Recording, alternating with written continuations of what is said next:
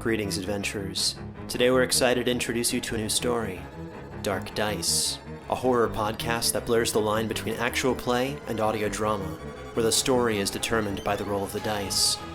6 adventurers embark on a journey into the ruinous domain of the Nameless God. They will never be the same again. One of the players is not what they seem after a doppelganger, a creature that can assume the form and voice of whatever it kills, infiltrates the team.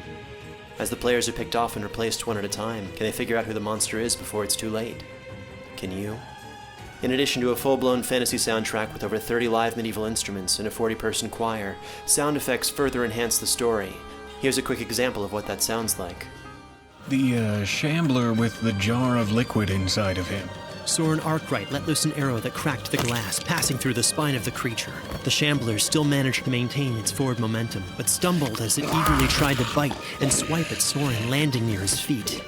As Rowena struck the shambling creature near Soren, she shattered the canister in its stomach, sending its liquid contents spilling to the ground. With a rush of liquid, the small fetus fell too, twitching and moving toward Rowena. I'm gonna punt you. Rowena launched the fetus into the mouth of the mimic with a kick. So if you dare, gamble your sanity and subscribe to Dark Dice however you listen to podcasts, or on Spotify. Dark Dice can also be streamed at darkdicepod.com.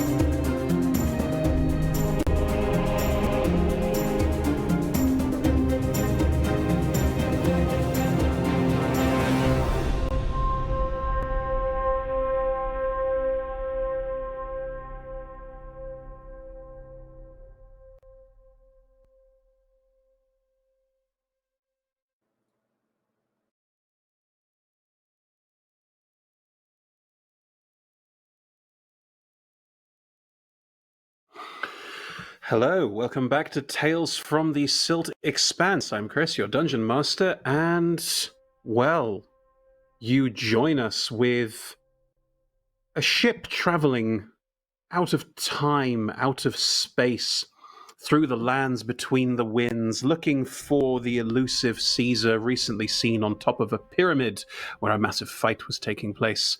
And then everyone was dragged away into a crossover episode. But that's over now. And we're back to the final third of our campaign, Tales from the Silt Expanse, now off-world. Well, let's wait and see, shall we? Let's meet all of our players and dive into tonight's episode. So, who have we got with us today? It's a full complement. Everyone is here. We're all back together again. Isn't it lovely? How's everybody doing? How are you all? Fantastic. Wow. There we go. Good. Everyone has returned once again. Let's go around and say hi to everybody before we dive in too hard. Toby. Hi. Hiya. How's it going? Good. Yes, my internet is fine today. It's totally fine. Everything's fine. If my face pauses and I stop speaking, Rysar's having a flashback to a certain stony composure he once had.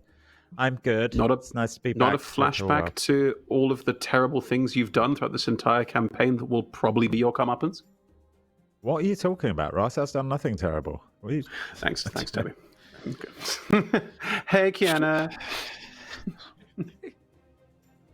Hello. How are you doing? I was too busy being skeptical about what was just said to remember to press the unmute button. Skeptical? I think we can all agree that Toby's done some. Rysar's done some unspeakable things, including defiling you. Yeah. No. I was more talking about Toby's response to that. That's what I was casting doubt on. Anyways, I'm excited to be back here. Excited to be back as Rickus. Uses they them pronouns. Yeah, they're looking a little grayer than usual. A little more skittish than usual. Because Rysar defiled you, yeah. Yeah. And they've been really trusting about everyone so far on the ship. This may change. Who can say? Who can say, indeed? Yeah. Yeah. Definitely not anyone's fault. No, of course not. Thank you, Kiana. Hey, Cord. Hello. Hello, everyone. I'm very excited to be back. I'm excited to be playing today. It's been a bit. You may not know this, but it's been a while since the last time we've seen each other and played together, and I'm very excited to be here and to be at the table and to see you all at it. And I'm just excited to play today. How are you, Chris? I'm very well, thank you, darling. I'm extremely well. Yeah. Awesome. Nobody ever gets to say. Nobody ever gets to ask the GM that. So I figured.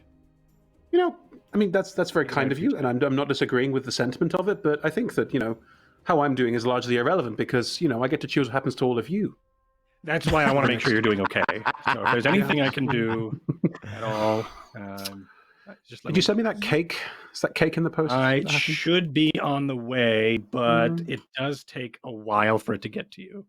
So don't eat it when you get it. I shipped it from here. Are you allowed to ship food? Regrettably, I could have just probably bought one down the street from you, but I shipped it from Vermont. From Vermont all the way to London. That's wise. It's wise thinking. Thank you. Was it gluten-free? I'm great. Did you? Yeah. What, gluten-free? Yeah, it was gluten-free. I sent you a gluten-free cake, Chris, because I know you. Yes, Toby, you did, but it doesn't make up for all the lies. Hey, Don.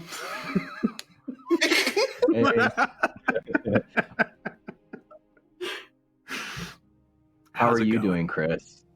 I'm very well, thank you, Don. What's my line? Sweet, everyone's asking me now. Oh, you know what? No one ever asks me that, Don. No one. No one in the last 5 minutes has asked me that.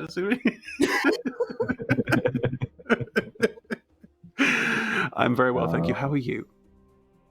I'm great. I'm excited to be playing. Last time we played was very exciting. We cut open Silt Horror from the inside. Yeah, it's been epic times recently, and I'm excited to get back to it, playing Gulag, whose pronouns are he, him. I am Don. My pronouns are he, him. And Gulag believes in the entire crew, every single one of them. And he thinks with all of his heart, believes with all of his heart that Rysar is a visionary.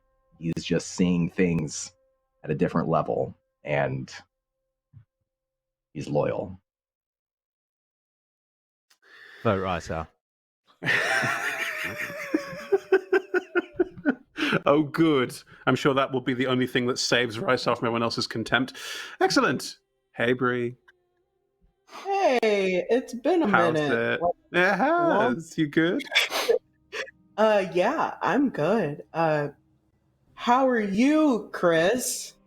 Oh, thank you. It's so nice when people ask me, because it happens so rarely when people ask me how I'm doing. It's really, really good. Yeah. I wanted to change the tide, you know? I did that. But yeah, I'm excited to be back. Good. From what I gather, there was a lot of shenanigans. Gathered that you guys are being a little butt right now. For you.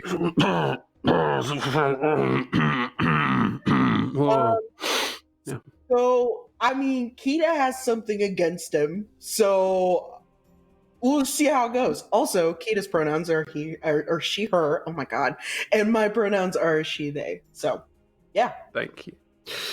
Lovely stuff. Thank you, everyone. So, where were we? Well, you were all, during the crossover episode, in various strange parts of the lands within the winds, traveling, almost disintegrating between spaces as you had various encounters with other, people in the other campaign. And as you reform back on the deck of the Sirocco, as you all reappear back into existence on the deck of the ship, you realize the ship is no longer floating in the grayness of the land within the winds all around you, but the air around you is a vibrant bluey green.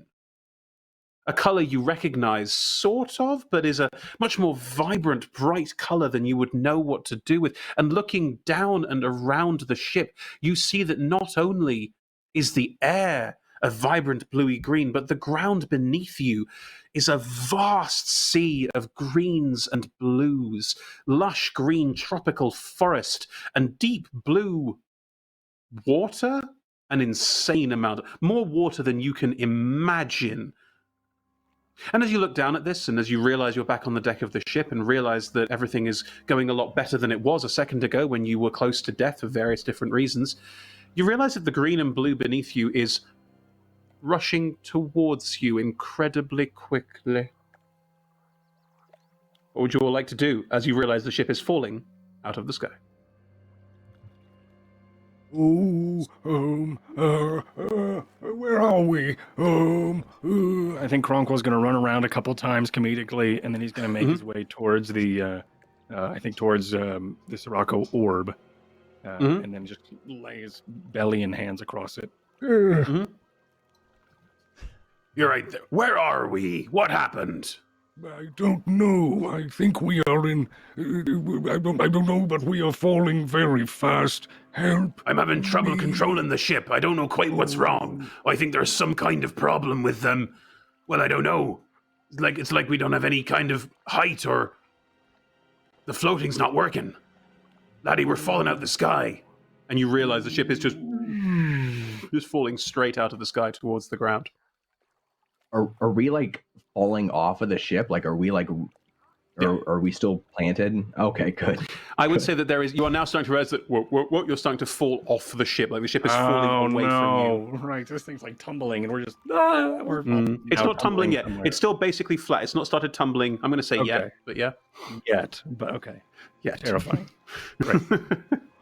What is everybody doing? Grab a rail. Okay. And Chris, can I try and speak to the ship in my... Can I try and speak to the ship in my mind? Yeah, of course you can. I just want to make contact. Ship! Ship! Ship! Yep, lad, yep. Ah, lad. What's happening? I don't know. The floating's not working at the moment. I'm doing the best I can, but you might want to brace for some very serious impact. And sort of Rysar just like looks down the sort of wind, like, oh yeah, that's good. Thank you, Toby. What's everyone else doing? What's everyone else doing is the ship sort of falls out of the sky, and you all start to realize you are sort of falling off the deck of the ship as it goes. So, are there any ropes that are like? Oh yeah. That are like, going up in the air, kind of. You know what I mean?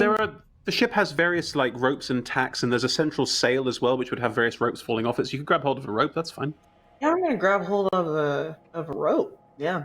Do it. Yeah, you grab a rope and you hang on as you realize that without this rope you would be falling off the deck of the ship and away. So Rysar's hanging on, Kita's hanging on.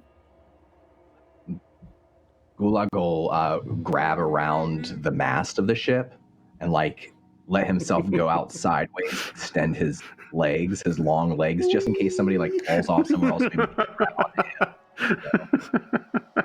Good image, thank you. I like that very much. Crunkle, are you hanging on to the orb?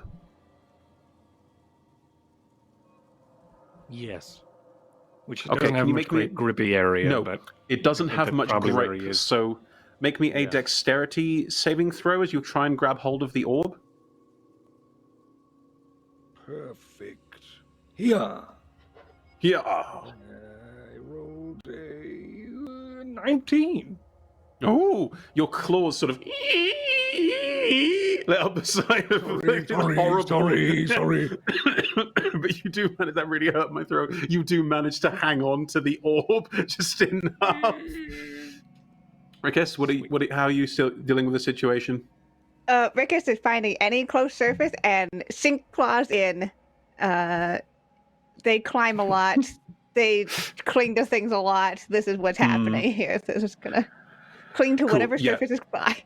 You have talons, that's fine. So you talon in and just cling onto the deck as the ship just starts to fall away. The ship is now falling, and as you all hanging on, the ship is now starting to tumble. It is falling so fast that the air pressure that is created by it is starting to push against the sides, and the whole thing is starting to spin, and you're all just going head over heels down. And now the sky, the ground, the water, all of that is just a spinning mass around you as the ship tumbles towards the ground. You can see the captain on the captain's deck just hanging on for dear life, papers, maps, all sorts of things just flying around them as all of this floats away. On the wind, you just about hear, "Abandon ship!" And the captain just lets go and disappears. Oh no. Easy for him. Easy for them.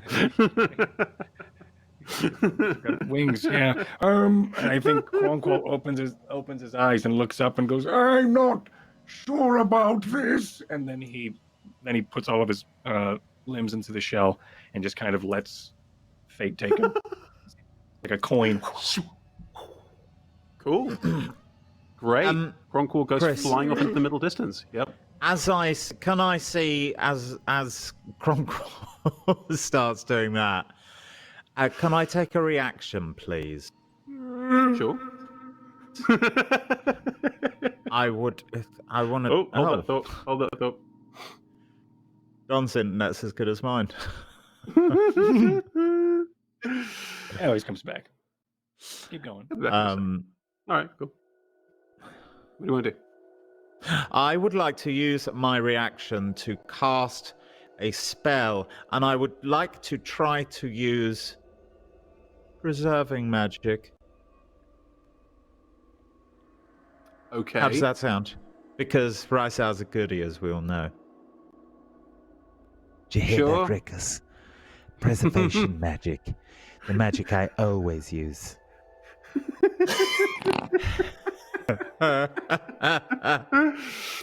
Okay, so what spell are you casting? You're using preserving magic. You can. I'll allow this, but what spell are you casting? Featherfall. Right. Featherfall affects 5 creatures. Yes. Rysar is a goodie. So Rysar's going to cast that on first Cronquor, who's tortling up, then Rickus, then Gulag, 3, then Kita, 2, 4. Oh, hang on, what's the problem? Have we got... Rickus's brother. Yeah. Who you can't Another even NPC. see. No. Okay, well, I'm casting it on those 4. And I'm using preserving magic. What can I do with the preserving magic? 'Cause I don't actually know the rules, because no one's allowed me to see them. That's because there aren't any. I make them up as I go along. Oh, okay, good. Right, so I want the one that you gives are... me 100 gold. That's It's preserving my bank account. That sounds as you focus on the featherfall and allowing everyone a chance to fall more slowly and protect themselves, not including yourself. Using your preserving magic, what kind of effect are you looking for here from preservation? What are you trying to achieve? Well, if there is any sort of life-gaining effect, Yeah. I would like to use that. And if I can use it on a spread of people, Yes. then I'll try that. But if I can't, then I'll do it on one person. So is it like on one person or a few, or what's the... If Roll there me is even 2d10. one? Roll me 2d10.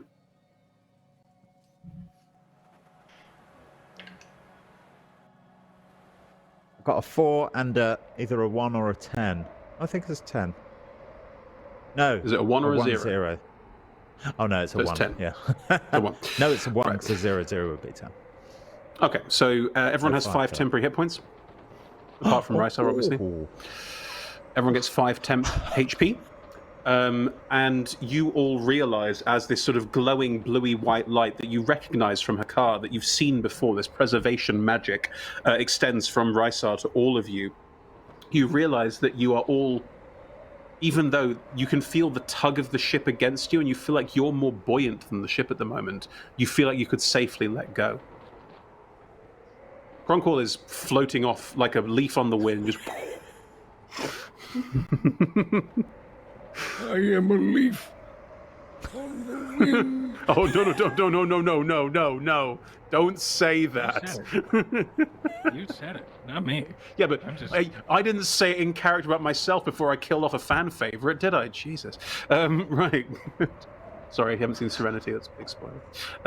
Right. Oh, wow, it is. You're right. Oh, boy. Well, If you haven't seen it by now, it's 10 years old. Come on. And Firefly's done. that's...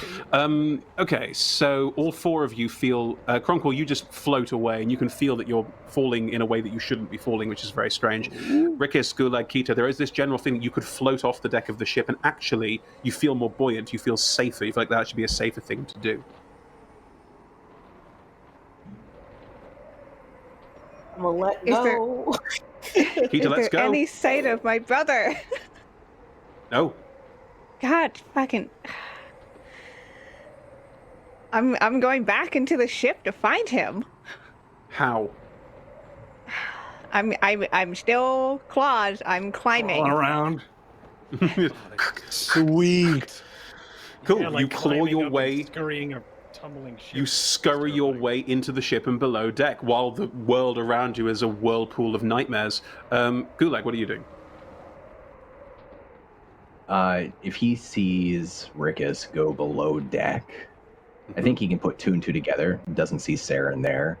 I don't know how he can help, but he's gonna try. Like he'll climb down the mast, like flatten himself along the deck of the ship, and like to the understairs, and like try to flip himself underneath. I gave Rikis this because Rikis has a climb speed. You do not have a climb speed. Can you roll me an athletics check to try and hang on and climb your way down in while this is happening? Yeah, absolutely. I imagine he'll smash the deck of the ship and like use the splinters as handholds, and then handhold, crawling across. Meanwhile, we hear in our minds, "Ow, ow, ooh." Can you? I rolled a Ow, 2 you on dice. bastard! Ow. You rolled what? That's a 9. Let's see if I can do something here. I want to use. Oh. I want to use. Let's see here.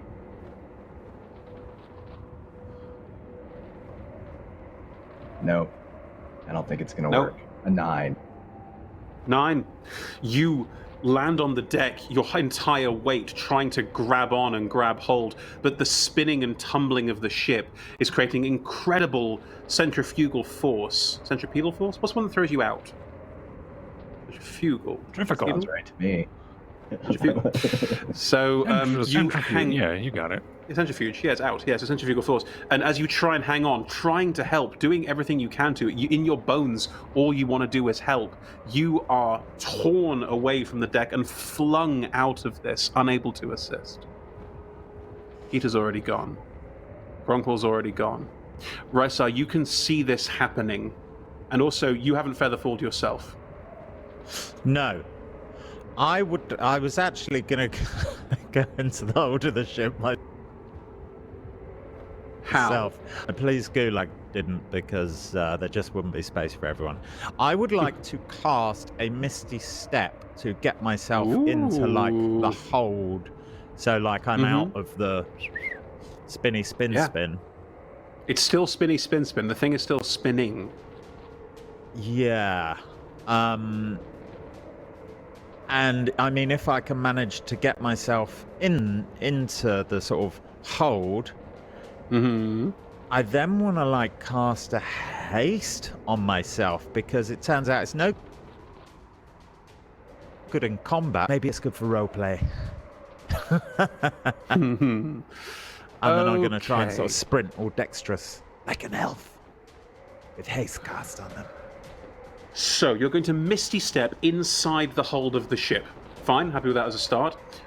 You appear in the hold of the ship and are instantly flung against one of the walls with quite some brute force. Roll me a dex save.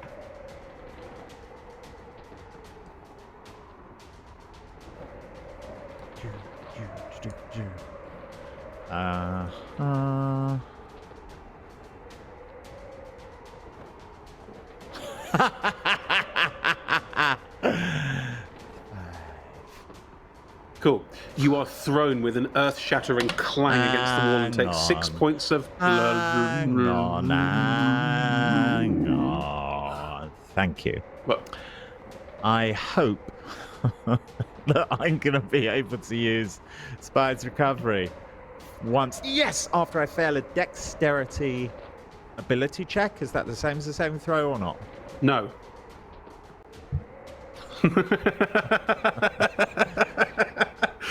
You take 6 points of damage as you crash into the wall very, very painfully and feel yourself sort of, you're plastered to the wall, you're almost stuck to it, the centrifugal force like dragging you into the wall, and you're in some pain with this. Looking around the hold, Rickus has climbed down into this space, and it's the sort of bed chambers where everyone's stuff is, and things are just flying around here. Rickus, you've come down here already, and you've got claws. What do you want? I'm unconscious, just to let you know.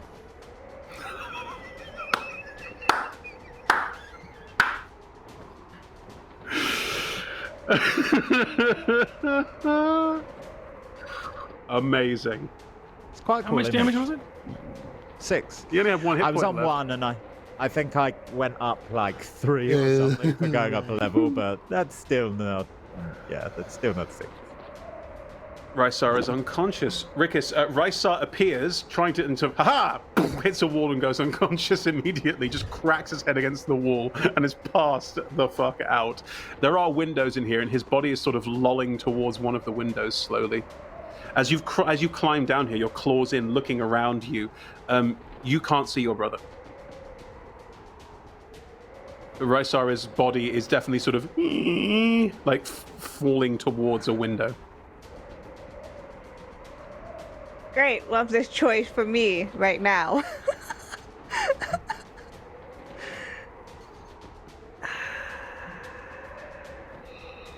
Is there any way, like, any of us can get back to the ship, or are we just gone? I will get to all of you. But no, you have all let go or been thrown off. Stressed. So you're probably like just like echoing in this space as much as you can hear over like the winds. It's just making like Saren, and just in varying pitches and tones as they're clawing through. From the gun deck below you, you hear. That's what you hear from the gun deck.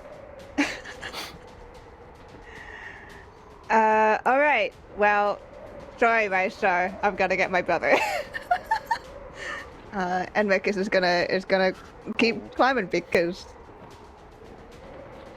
brother versus friend question mark who hurt me. Friend question mark who hurt me. Yeah. Cool. You continue to crawl down into the hole. Your brother is down on the gun deck and is clearly like underneath one of the guns, just hanging on onto something, just claws in. What's going on? I think it's pretty obvious we're falling. Like really falling, super falling. Come on, and like crawl over. What do I do now?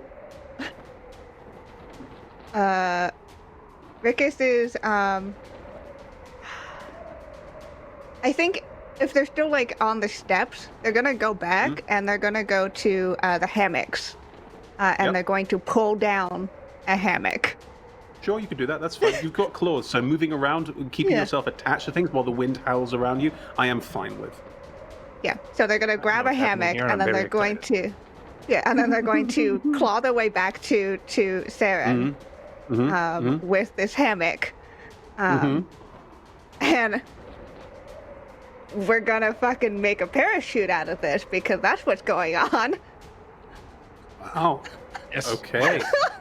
I am small. You're also We you are still two have very small. you still have Featherfall cast on you And we because have Featherfall is Featherfall. not a concentration spell. It just affects you until you hit the ground. So this is just a way to make sure that me and Saren make out of this together and fine. So Okay. yeah. How do you parachute out of a tumbling craft?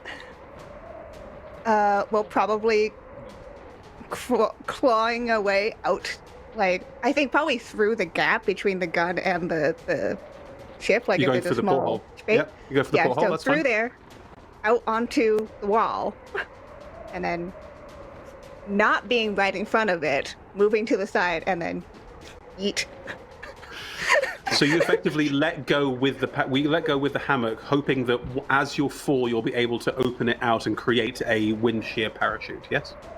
Yes, that is the idea. That's a really hard thing to do. Cool. We will come to that. There were two of us. What I really like is Rikus has Featherfall on them, but the hammock doesn't. So you're going to jump out, and you're going to float, and the hammock's going to drape onto you. And just, hoping it's a parachute. It's going to be a very interesting question of physics now. So, Risa, you're unconscious, and the ship is falling through the air. Roll me a death save.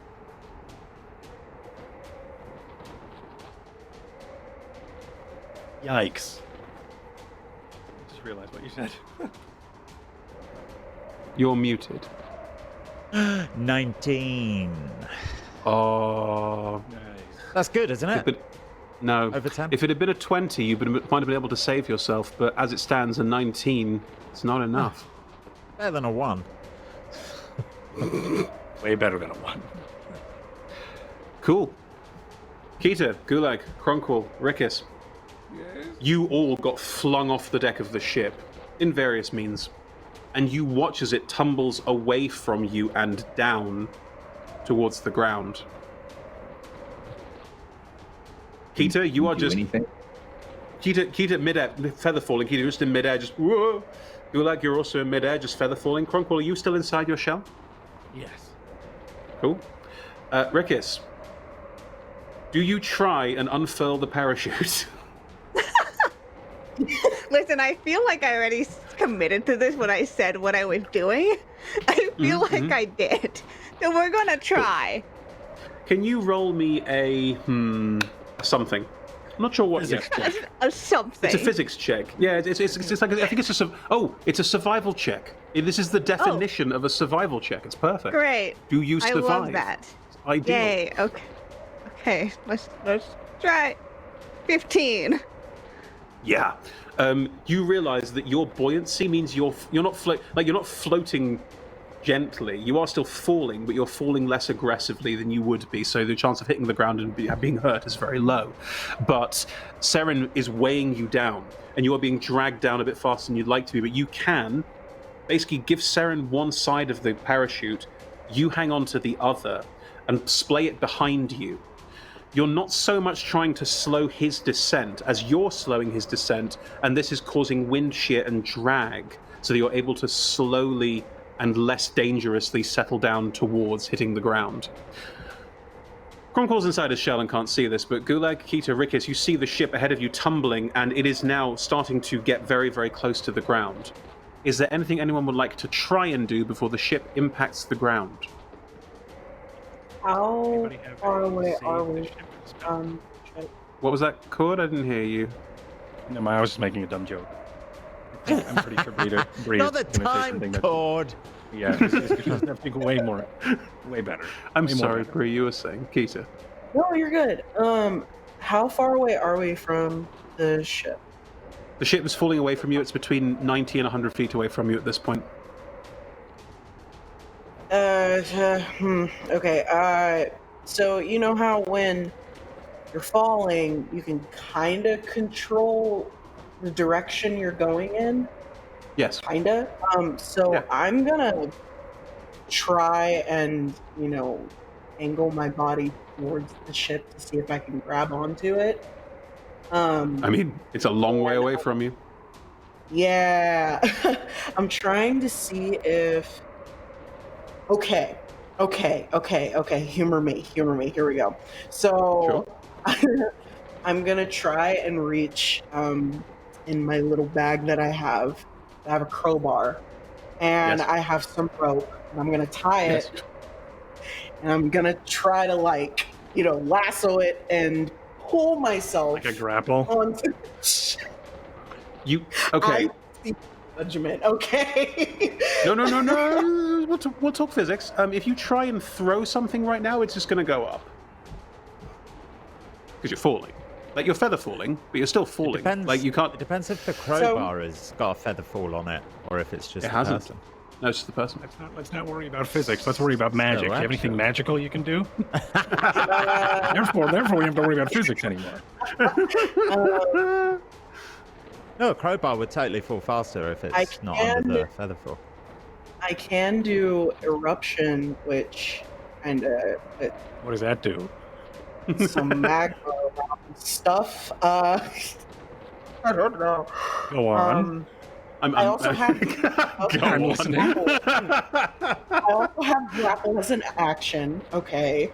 My friend is falling through the edge of death. What do? I burn him. Oh, I burn the ship. No. I'm trying to get on the ship so I can grab him. Right. Okay. You are falling away very fast, and you are falling so much slower than the ship is that even the weight of gravity pulling it down, the ship is falling faster. You wouldn't be able to lasso something in midair. That's physically impossible. Do you still try? I'm also not sure if anyone knows that I'm in the ship, other than Rip. I mean, you're still in the ship. I'm not sure if I've fallen out a window or what, but yeah.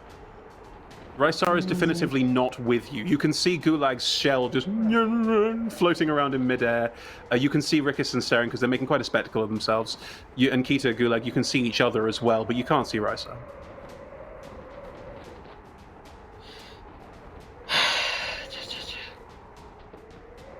I could also...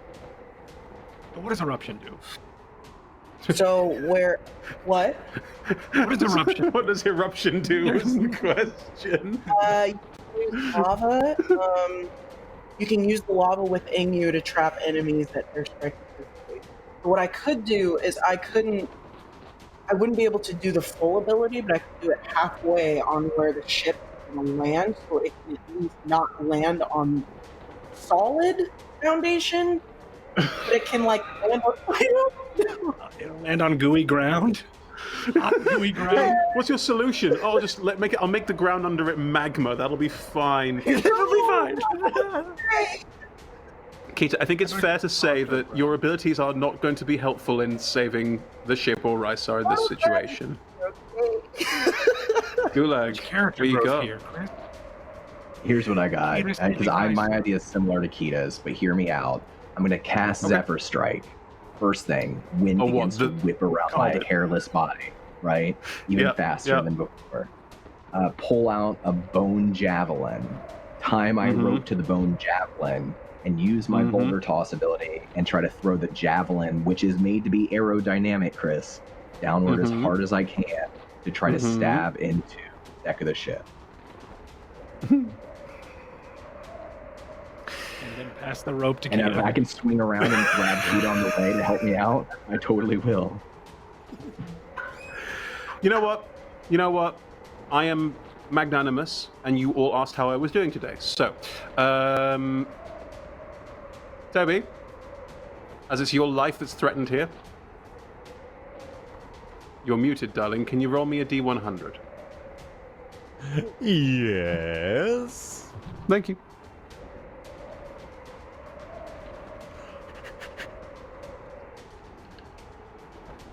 $87. Oh. Okay. I mean, no idea if I wanted high or low, or an 87 or what, but that's what it is. Gulag, you cast Zephyr Strike and you pull the harpoon off your back, desperate to try and do something as the ship tumbles away from all of you. And as you reach out and pull, ready to throw, and Keita, as you pull out a crowbar, anything, the ship impacts the ground with an earth-shattering crunch. It impacts the tree line. Now, when things impact a tree line, it's not so much like a cronk into the ground. There's sort of a snapping of trees and twigs, and the ship just disappears into the trees. There is no explosion or anything. There's nothing on the ship to explode like that. Yeah. It just collapses into the tree line. It's not an explosion, no. It's more of like a crunch. And about 100 feet beneath you, you can see the trees sway slightly. And that's it.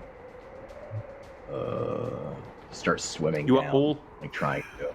He doesn't know how it You works. all fall 60 feet around, so you are making your way through the air and are all able to land within this jungle pretty much in the next 5-10 seconds or so, as you all manage to settle down into this hot, humid, wet environment as you all float down through the trees. And as you float into the trees, you realize these trees are huge. They are really, really tall. And as you go through them, the sunlight and the bright sunlight that you're used to from Athos is starting to dapple through the leaves a bit. And as you get further and further in, you realize that it's actually quite dim towards the ground level.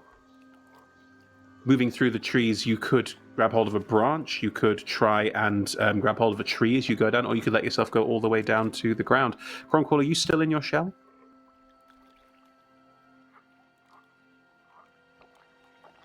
You are Have I hit muted. the ground yet? No, you are floating sort of. You're probably doing that kind of like, as we've discussed before, the kind of Mario Kart, dung, dung, dung, dung, bouncing off various trees and branches and things on your way down. Yeah, I think he's going to stay in until he settles and knows it's safe. I think it's just instinct at this point. Great, no problem. Okay, you all realize you are landing on the ground, and it is wet and damp and also a bit spongy and springy underfoot as you all drop down underneath. Did we land together? Ish. I'll say you all managed to kind of coalesce together as you went down. Sure, no problem with that. Okay, good. 'Cause that would have been a hell of an episode if I was just trying to find each other. Okay. Yeah, I guess as it settles, or as the shell settles, Franquil starts to emerge. What is... Where is Sirocco? As he stands up. The four of you realize, 5 including Saren, that where you are in this jungle, in this setup, working out where you need to go and what you need to do to try and find where the ship was is not an easy task. Someone roll a survival check? All right, dibs on me. Okay. My survival. 22.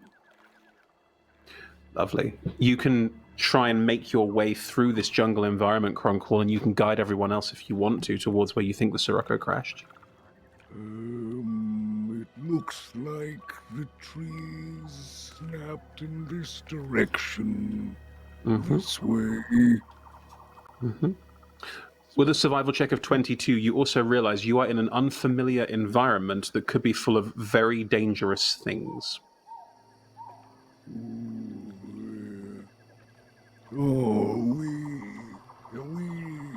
Has anyone been here before? At all? Don't think so, Gator. You all realize at this point that there is more water around you than any of you have ever seen.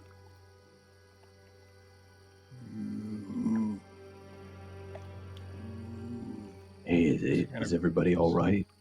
Everybody safe? Anybody hurt?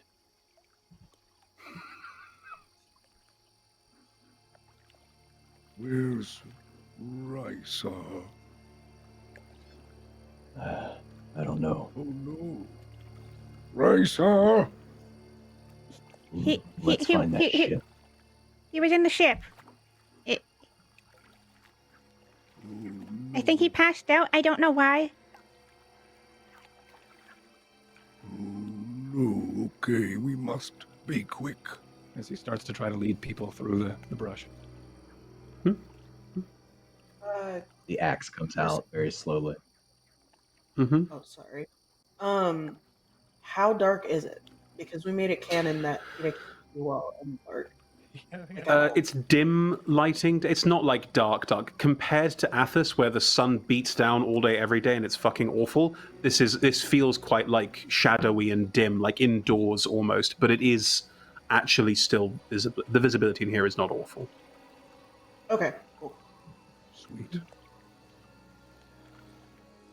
This is remarkable. Where we are. And like Kronquo, I think, takes moments to just pick at some leaves as he goes by, and maybe like scratches his claw on some tree trunks as he makes it by as well, just to study. He's like, yeah, he's never seen this much water and this much life in one spot, so he's very much intrigued by it. Well, it's a very different environment than any of you are used to. Are you all rolling stealth checks as you make your way in the direction of the ship? I don't think Kronquo is. Does this look familiar to... Does this look like the... Does this look familiar to Gulag at all? You saw it through a portal, yeah. All right. Yeah, he would definitely share that information as they're kind of gathering back together. He'd tell everybody, hey, listen, when we were on top of that pyramid, I saw through the portal, and when we came back to the ship, I asked the Sirocco to take us there. I think that might be where we are right now, through that portal. Oh, so we must be careful, right? Probably, because I mean, the Sirocco couldn't even fly here. Yes. I It's wonder spooky. why that is. It is spooky. Well, then we must be careful. And Kronquo lowers his neck into his shell a little bit more, and then he starts to slow down his pace a bit. As he now tries to stealth. Okay. Roll me stealth checks, please, everybody. Okie dokie. I rolled a 21. I'm probably not going to roll that. Oh, 18. And nat 20, is it done? It is. It really is. I have a +0 to my stealth, but it is a 20. Nice. Cool. I got a 14, which is very low for Rikus. Yeah. Okay. What you got, Kator? 19. 19. Okay. You are making your way through the underbrush. As you move forward through this space, quietly, carefully, slowly, you realize that up ahead... Up ahead, you realize that there is a bit more light, and you can see why. The canopy's been torn, and you can see that the ship has impacted the ground. It's been caught in various trees, and looking at it, it's hanging at a very strange angle. Parts of it have holes smashed into it. Parts of it are clearly damaged.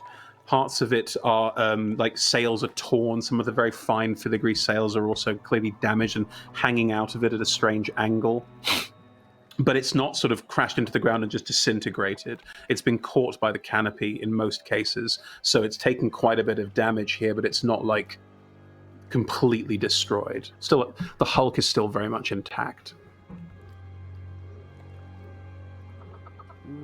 Right, Is there any sign of is there any sign of Rysar on the outside? Well, let's find out. Debbie, can you roll me a second death saving throw first of all? Right. I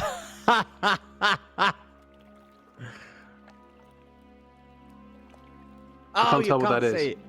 It's a 1.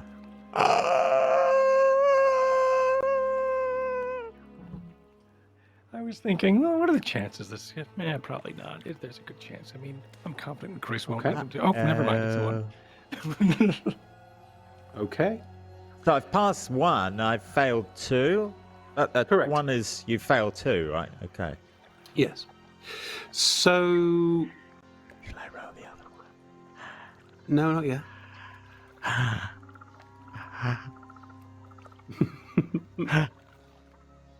Can you roll me another d20 to see what happened inside the ship? I want to know if you fell out a window or if you're still inside the hulk. 3. This is good, right? 3. Yes, is it right? Kita, Gulag, Kronkwall, Rickus, as you head towards the ship, you can't see Rysar anywhere. He's not like hanging out of a window really obviously where you could heal him immediately.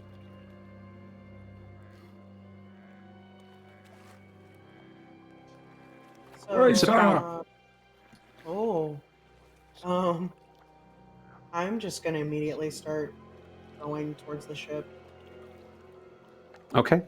The ship is sort of is it half in the canopy? It's not like impacted the ground, so it's quite a way up. You have to climb up to get to it or fly up to get to it.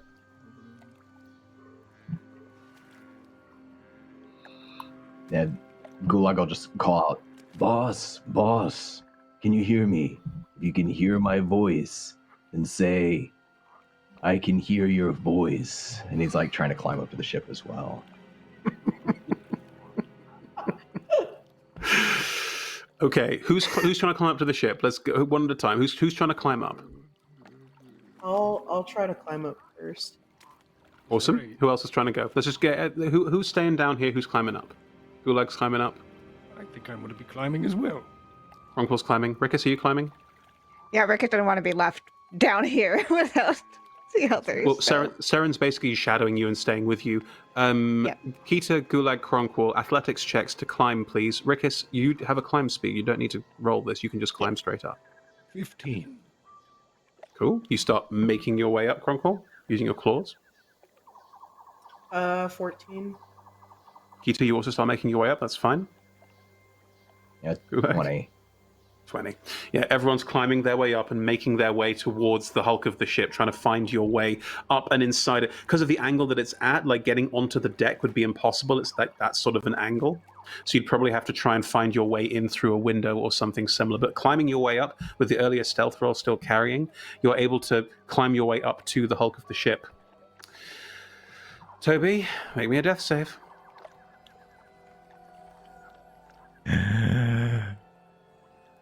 Come on, 1. I mean 20. 12. That's good. It's above 10. 2 pass, 2 I fail. know that's good. Awesome. All of you start climbing your way up to the side of the ship, and as you climb up to the ship and start trying to make your way in, can everyone please roll me? It can be a perception or investigation, or you can argue with me about what you want to roll. Something to try and find your way inside and try and find Rysar. I think Kronkall's gonna. I got a clamber up nat to 20, which makes it I also got 28. Hey. You got a nat 20 as well? Yeah. Wow. Wow. I got What? a 19, a dirty 19. 3019, okay. 39. I think Kronkall's gonna clamber into a ballista and shoot one of the ropey darts towards a tree, so we can have Okay. a way to climb down later. Cool, you do that. You find your way through to a ballista and fire out a ballista shot, which makes a very loud twang noise. Very loud twang noise. Cool. Clambers. Um, and then he goes back. Probably not as loud as the ship crashing, though, right? So. No, when Toby, it but... fires, it goes, "We're the Veld Alliance!" As when it shot. And it echoes through the mountains. I mean, We're here. am I the only person who's okay? If an animal hears a very loud noise, it may go and investigate, but it's not going to go and investigate and stick around. If it starts hearing multiple noises, something is still alive. Good, right. So there is a loud twanging noise.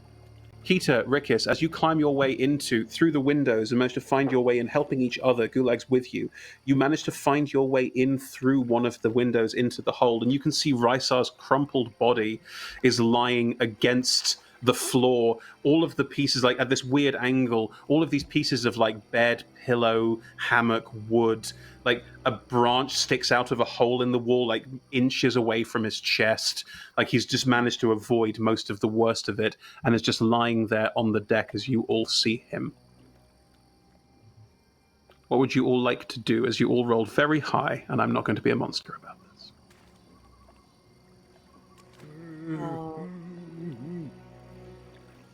Well, I'm gonna walk over and I'm going to, like, kneel down. Choke it. Yeah. Hand over the mouth and nose. Shh, shh, shh, shh, shh, shh. I'll be over.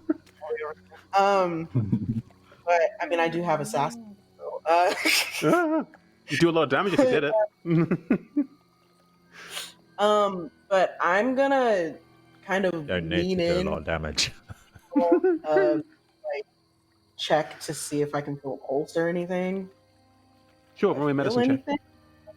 Okay. Gulag will like very like shakily call towards you, Keita, as you approach and you kind of scramble ahead. Because he's like bigger, so I imagine it's harder for him to get into this wreckage. And he's obviously very worried, and he'll call out, "Is boss all right? Is he okay?" Well, I got a 12. You can feel a very feathery pulse. Yeah, he's still alive. Don't sound too disappointed. Eh. Good. We should probably get him Rysar. out of here as soon as possible. Is there any light coming in from the canopy? Like, is there any Yes. light that kind of... Yeah. Okay. So Gulag will hold his hand up, the one that has the friendship ring, like melted into it.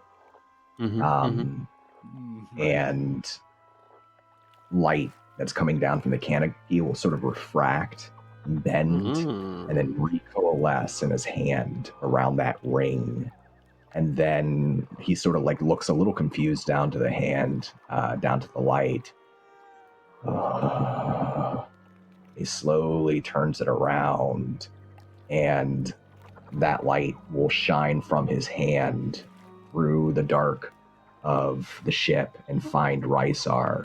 And I would like to cast Healing Word before you make him make another death saving throw, please.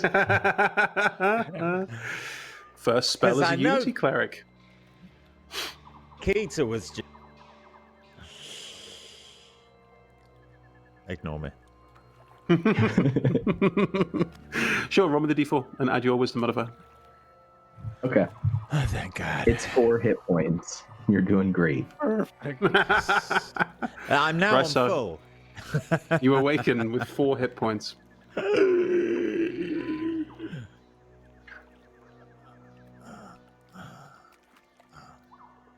Now at 4. I think I sort of look down and see that an arm is just like absolutely the wrong way round. I'm like, oh dear. I saw you were unconscious. Are you all right now? I saw, and he starts shaking you. Really? I'm sorry. Off, I'm sorry. Bronco. Ouch. Sorry, I was worried. How is everyone? Where's the other Terry? Is Saren's with Rickus. It's fine. okay. Where's the captain? Oh, I can fly. How's the They flew away. No surprises there. Rysar closes his eyes, and I want to try and communicate with the ship. Mm-hmm. Ship?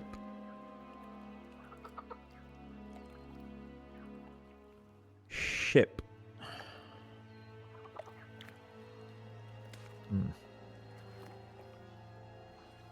There is no reply. How am I still alive? I don't really understand.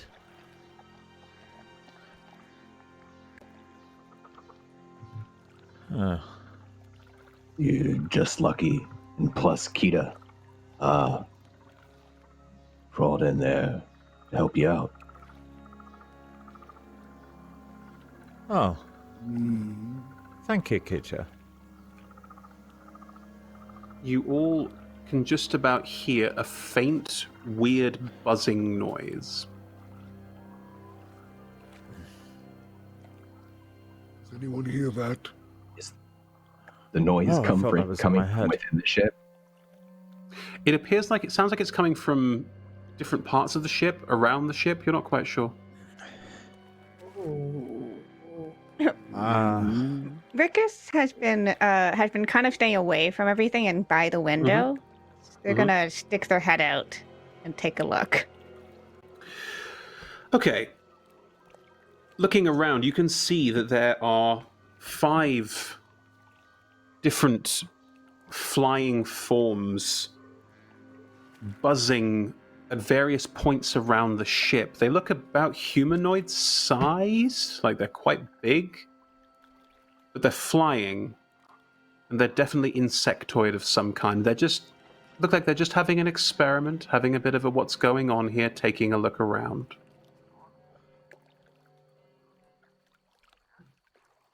I think when Kronko sees that, he sinks in to his shell, but stands still. So his feet are still planted, but his shell has sunk to the ground, and his limbs are just a little bit inward. Would everyone like to roll another stealth check?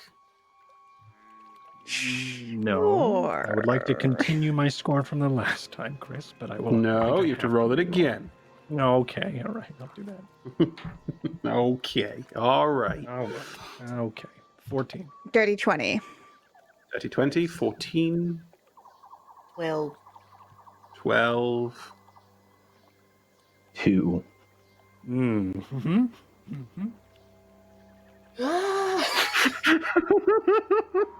I got a 15, but I'm not really moving. I'm just sort of in shock. I think the 2's the real killer. Right. So Gulag like hears the buzzing and he steps a little further into the cabin, like squeezes himself a little further in. He's like, "Boss, listen, hey, I think I took us through that portal. I think wherever that portal leads to, and there's some creatures right outside, so we should probably be." And then like his foot goes through the deck.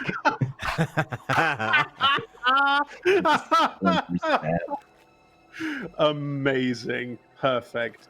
Then in which case, everyone please roll me initiative as Gulag's foot crunches through, and Rickus, you can see now these 5 forms just start moving up towards all of you.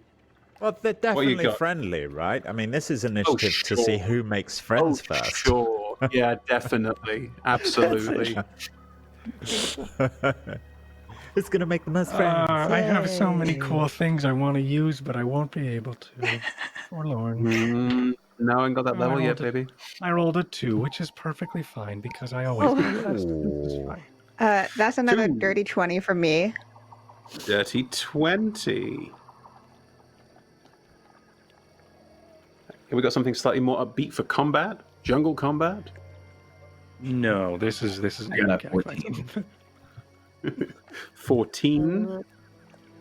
I got I got a 19. Sorry, Grace. 19. Can I Peter, just where you at? pretend I am dead? What'd you get, Keita? 15. 15. Thank you. Rickus, these forms, as they start buzzing up towards the back hold of the ship, and everything's at weird angles here, so getting any kind of regular footing is going to be difficult. And the entire ship is about 10 to 15 foot off the ground. So everything's a little bit rickety, a little bit unstable, a little bit sturdy, just so you're aware of what the situation is. These 5 creatures that are flying up and around and towards things are buzzing around the entire of the ship. They look like praying mantises almost, but they're humanoid sized. They're a bit too big for that. And also, they don't have like serrated arms or anything like that. They do have a very obvious like stinger style pincer at the front of their mouth, like a mandible style thing. And also a very large visible ovipositor, which is the bottom of the body, which is what you'd call like a place where the eggs are laid out of. Yeah, great. Cool. Love that. Mm-hmm. I love What would you like to do? Okay. Social interaction. So, there's obviously this one window that I've been sticking my head out of. Are there other spaces as well? Like, are there other windows or anything else like that? You could move inside the hulk and try and defend it. There's only like 1 or 2 windows. There's also some cracked spaces, and there's also the stairwell that would also work as an entrance point from here. But Okay. you could try and make this more defensible if you wanted to. Mm-hmm. I mean, have they spotted me yet? I mean, they've spotted Gulag's foot, which is like visibly sticking out the bottom. Right.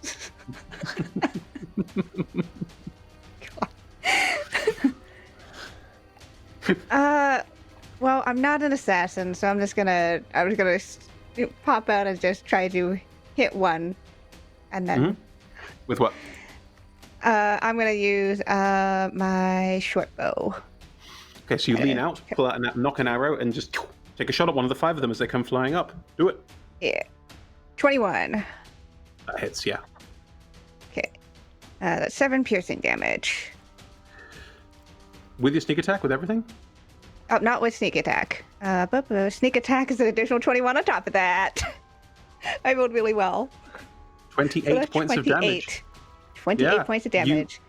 You rolled a very high stealth check before we started this, so yeah, you are hidden. As the 5 of them are sort of flying up, you lean out, shoot an arrow, and it hits one of them, which just like sort of moves away for a second, very clearly badly hurt from this. Not dead, not out, but very badly hurt from this arrow impact as you strike it. And you presumably lean back inside and go back in for cover? Yep. Bonus action hiding. You want to roll me a stealth check? Yeah, sure. Keep rolling these stealth checks. 12. That's not good enough. Okay, good. They know where you are. You don't hide particularly well. Probably a bit scared by this whole situation. It's a bit grim. Risa, I also have Saren shadowing me, so that probably Saren there going, oh my, what's going on? Oh, where are we? Risa, what are you doing? Let's try this again, shall we, big man? I'm going to cast Haste on Gulag, and then pretend I'm dead. Okay, you cast Haste on Gulag. Gulag, you are hasted. Yeah, I mean, that's literally, and then I'm just gonna like lay down and hope that this is all over soon. Okay. Oh, they Keita, look you are next. terrible. Keita, you can't even see them, you can only hear them. Keita, you are next to Rysar, and Rysar's just cast a spell on Gulag and is sort of now lying down, probably doing a really bad dead face. Toby, really bad acting dead face? There you go. Might just have a sip of water. Almost dying to really taking it out of me. It's lying there.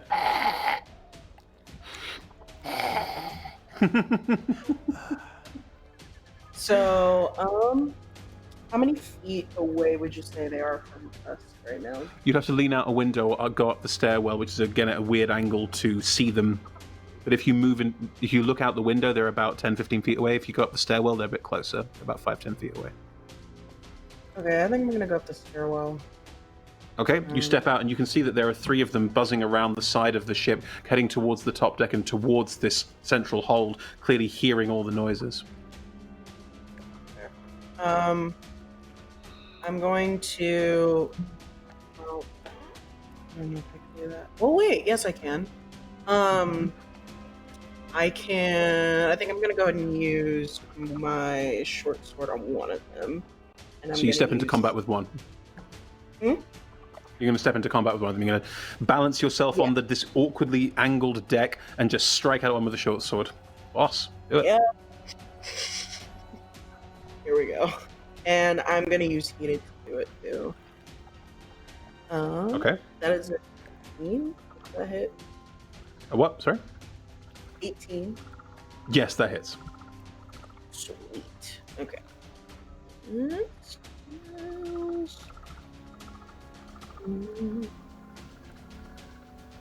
That is 7 points of damage plus my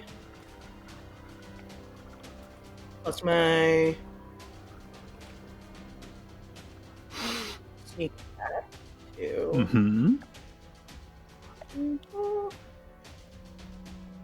That is 20 points of damage altogether. 2-0. You step out onto the deck. You're having to balance very awkwardly, sort of between the door and the stairwell, and probably holding onto some of the vines hanging around here. But as one buzzes towards the doorway, you just lash out with your short sword and stab it deep into the carapace, deep into the center of its almost like thorax central space. And there's a very definite from it as it flies towards you. As it gets close up, its eyes are huge over the top of its head, but entirely scintillated like a fly's. And you can't tell if it's looking at you or what it's doing. There's a really quite grim, like, this is too big and too nasty vibe from this immediately. It's terrible. Oh my. Gulag, your foot is sticking out the bottom of the ship. And you are hasted. So Gulag, as he's hasted, right? Like he's feels like the blood rushing through his veins, and he pops out of the deck of the ship. Is there like one main entrance point that these things could come through here into the ship? The stairwell is the obvious one where Keita is already standing and starting to fend one of them off. There are also a couple of porthole windows. Rysar is lying next to one. There's one on the top, effectively, that someone could come through as well, which Rick has popped out of and shot. Okay. So Gulag is going to go like pop out. Like, how big are these portholes? Can he get through a porthole, or are they too small for him? I mean, you squeezed in through one to get in here, but it was like it was a lot of work. If I glance out through the porthole nearest to Rysar, do I see any of these creatures flying towards us? If you look out the one that is basically on the ground in front of you, there is definitely like a sort of buzzing noise coming from there, as if one's about to come through there. Yes. Decisions. Here's what I'll do with my extra movement speed. I'm gonna run up to the top, like up the stairs, right? Look around, and I see how many of them can I see from. Keita's currently locked in combat with one of them, balanced precariously, standing on effectively the side wall of the stairs. The stairs are now almost perpendicular to you.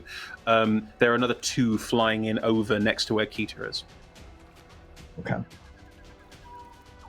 I'm gonna draw my 2 bone javelins from over my shoulder, and I'm gonna whip one at the one that's already injured that Keita's locked up with. Fine, go for it.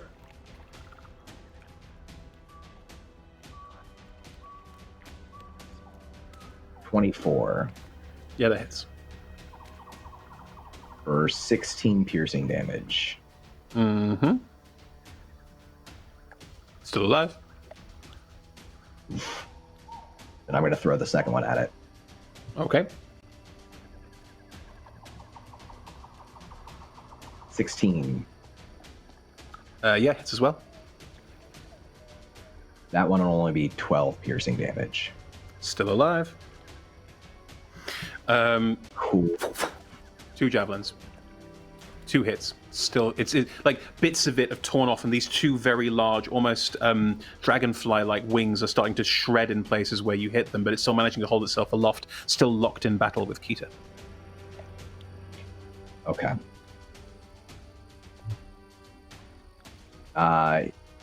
He's gonna, like, as he starts to go back down the stairs to the base of the stairs, he's gonna call out, I think we should stay close together, maybe form a circle. These things are tough. And I'll use my second action this turn to use Emboldening Bond, so that glowing, like, radiant ring on my palm continues to glow. And Rysar, you feel, if you were to look down at your chest, you would see that same ring, just a ring of light on your chest. It's warm and comforting. And this forges an empowering bond between the two of us. So once per turn, you can add a d4 to an attack roll, an ability check, or a saving throw. And so can I. And then I will use my bonus action to cast Shield of Faith, which I imagine is still this ring. It's just empowered with this spell as well. Shield of Faith on Rysar to give him some bonus. Someone's using all their new cleric abilities. Lovely. Well, this is not a good situation we find ourselves in, and Rysar has 4 hit points. Correct. Yeah. Cool. Right. So I'll back down the stairs and, like, try to position myself so that I'm in front of Rysar in case, like, things start flying. There's still a porthole in the ground next to him, which you heard buzzing from. Step on it. You're going to stand on the porthole. You're going to stand on the porthole. Put my foot on it, yeah. Okay, cool. Yep. Fine. Right. They all go before Cronkwall. Right, so the Just how I want bugs. The bugs. Rickus, you leapt out the top and fired your arrow through the porthole near the top to hit one of these and then ducked back inside, but your stealth roll was only a 12. The porthole is suddenly filled with this horrible, gigantic bug, like the one Kita is fighting, that just moves in, just starts pushing its way in and through and just leaps straight on you. And the mandibles are going to start like trying to bite in and bite you and snap at you. 2 attack rolls. Thanks, I hate it. You wait, it gets so much worse. Great. They're terrible attack rolls. That's an 8 and a 12 to hit. Miss me, both of them. So you're like locked, grappled in with this thing that is biting out at you, desperately trying to snap hold of you. Kita, the one that you are fighting, now with 2 bone javelins torn through it from Gulag behind you, is also going to try and lean forward and bite you. Ooh, that's much better. Okay. 17. Okay, so as a reaction, I'm gonna go ahead and do Eruption, which stops an enemy in their tracks, and I can attack them with lava. So, here we go. A 14? To hit. Yeah. Yeah, that hits. Their AC is 14. Oh, okay, I was like,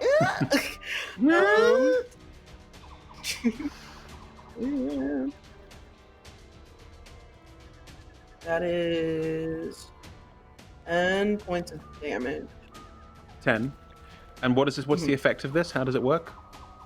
So, basically, I can form lava out of my hands and, like, shoot it out at an enemy, and it kind of stops it in its tracks from hitting me. So, yeah, points points of fire damage or burn damage, I guess.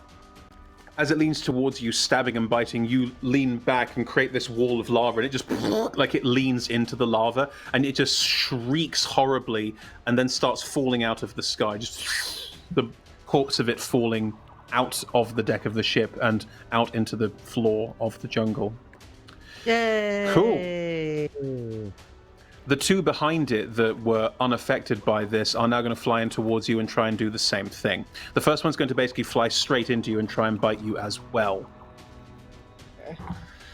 There are those rolls. Okay. Non-nat 20 and a 16. They both hit? Mm-hmm. Cool. As these mandibles gnaw into you, this one creature comes towards you. Please make me 2 Constitution saving throws. Ooh.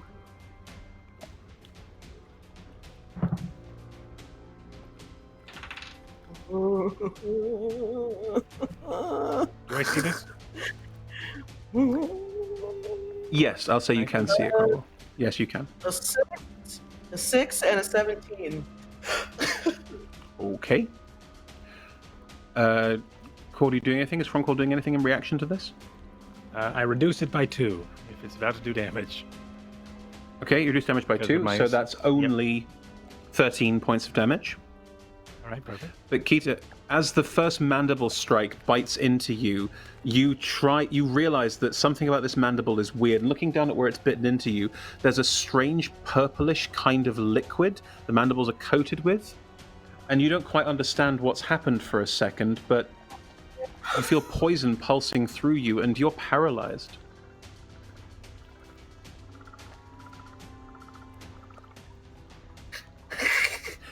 Okay. Yeah. The other one, seeing that you are incapacitated, is going to fly over the top of you and fly into the hold, straight in. And it's now in direct assault, direct area with Gulag, Kronkwall, and Rysar pretending to be dead but didn't roll a check, so he's just doing that. Yeah, Rickus is already being assaulted by one of them, that's fine. Kronkwall, you're sort of out of the way, so I'm going to say you stay out of the way for this one. Someone's going to go straight for you, Gulag. It's going to try and bite you as well. We have... the first roll is a 12. Second roll is a 16. Use my reaction to, because my AC is 16 right now with haste. I'm going to use my reaction to use my wild talent, Deflect Strike, to create a kinetic barrier that just barely is able to hold this thing off. It'll boost me to 18. Great. Lovely. Does that boost your AC to 18 for the rest of the round? Mhm. Okay. As you block this one, Nice. you feel a strange feeling around your foot. The one that's blocking the porthole. It's not a bite. Yep. It's not got the same kind of biting thing. It's more of like a sort of bizarre, like piercing, sucking sensation. Come on, gotta beat an 18. Come on, gotta beat an 18. Yeah! That's a 17 on the dice. That's a 21 to hit you. Cool. Yikes. I mean, it was also a touch attack, right? No, it's an attack roll. I have to make an attack roll on this. Don, roll me a d6.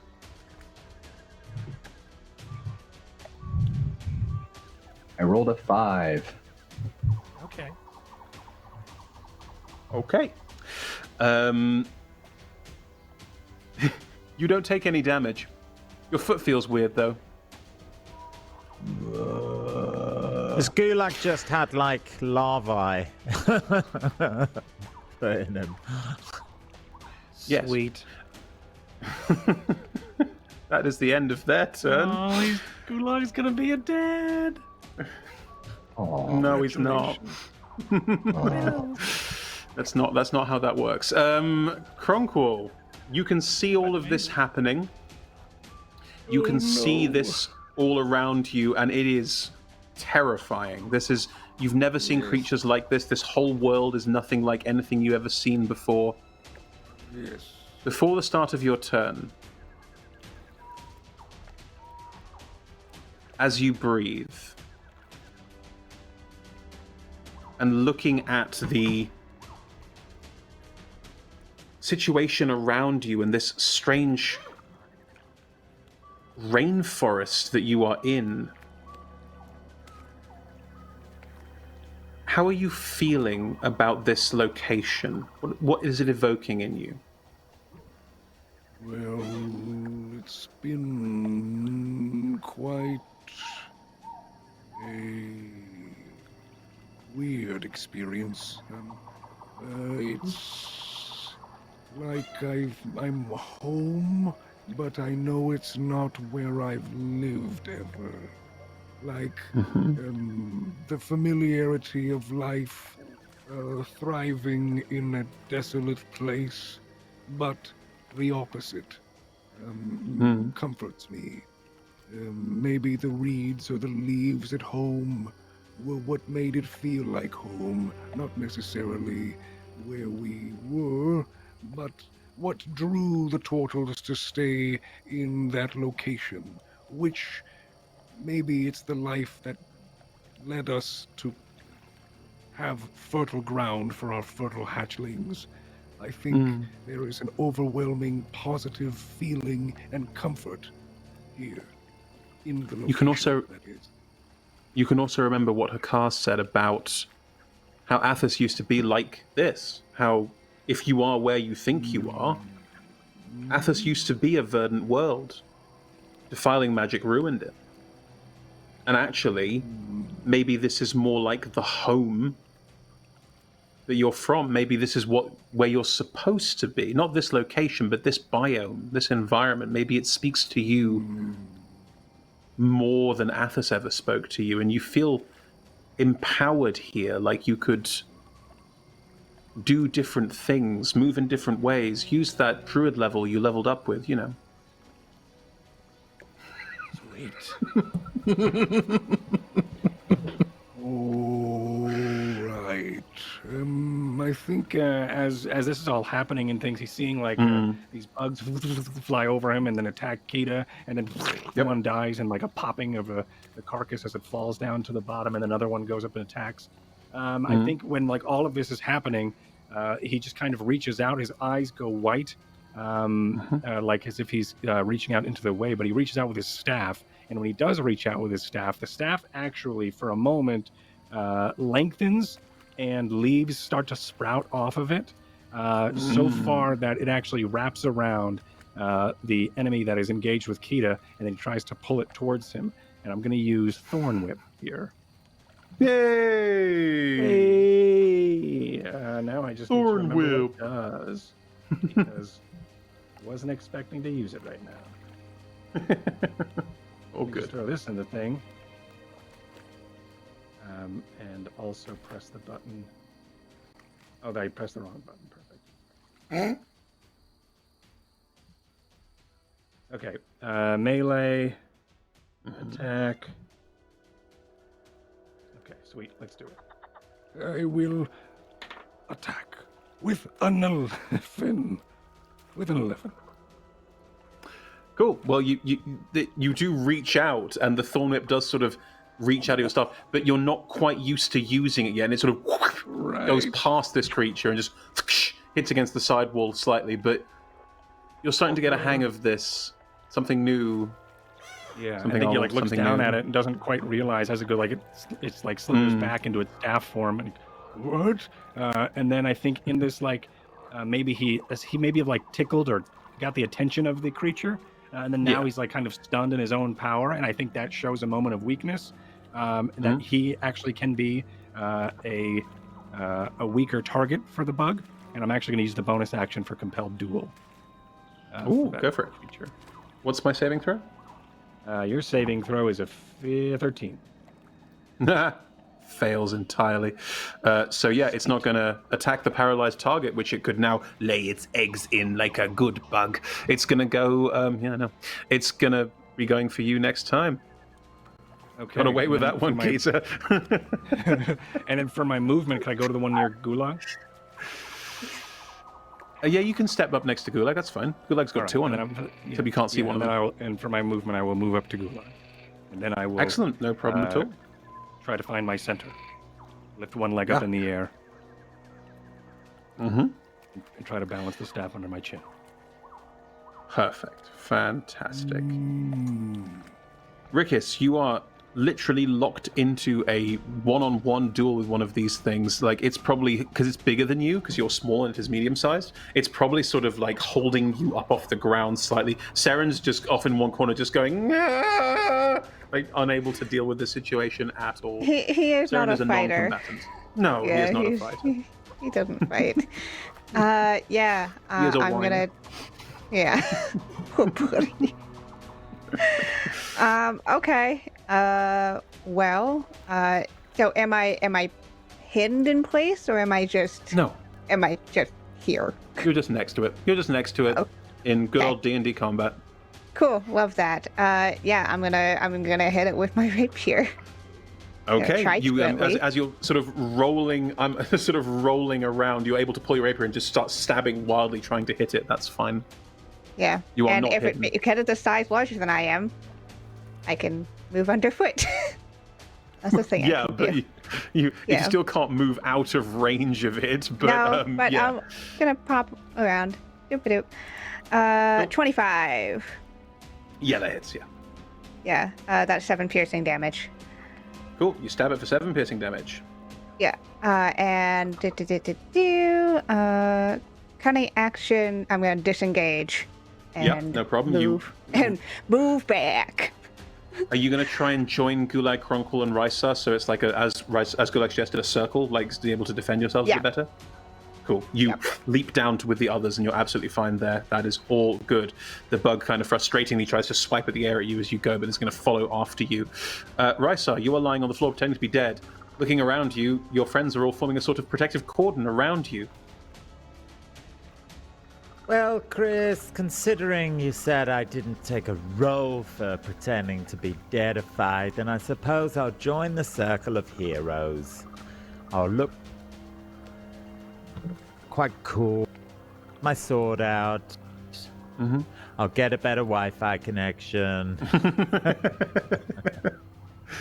Cool. You join the you join the circle of heroes with your sword out. What do you want to do? It is your turn. You have an action. Can I stab one of these motherfudgers?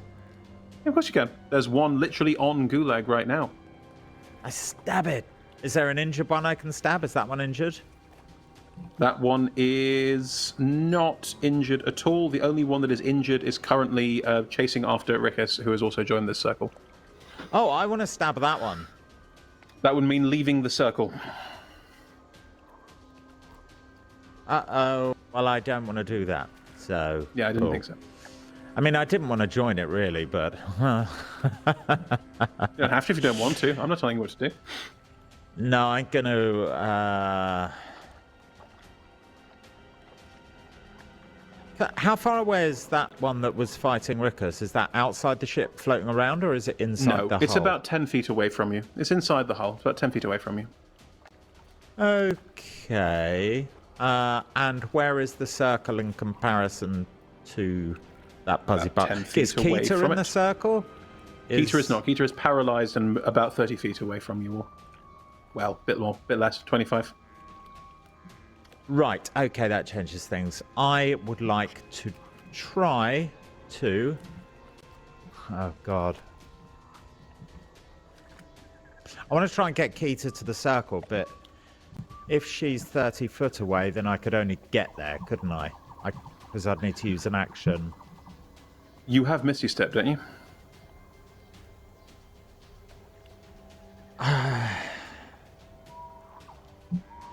Yes.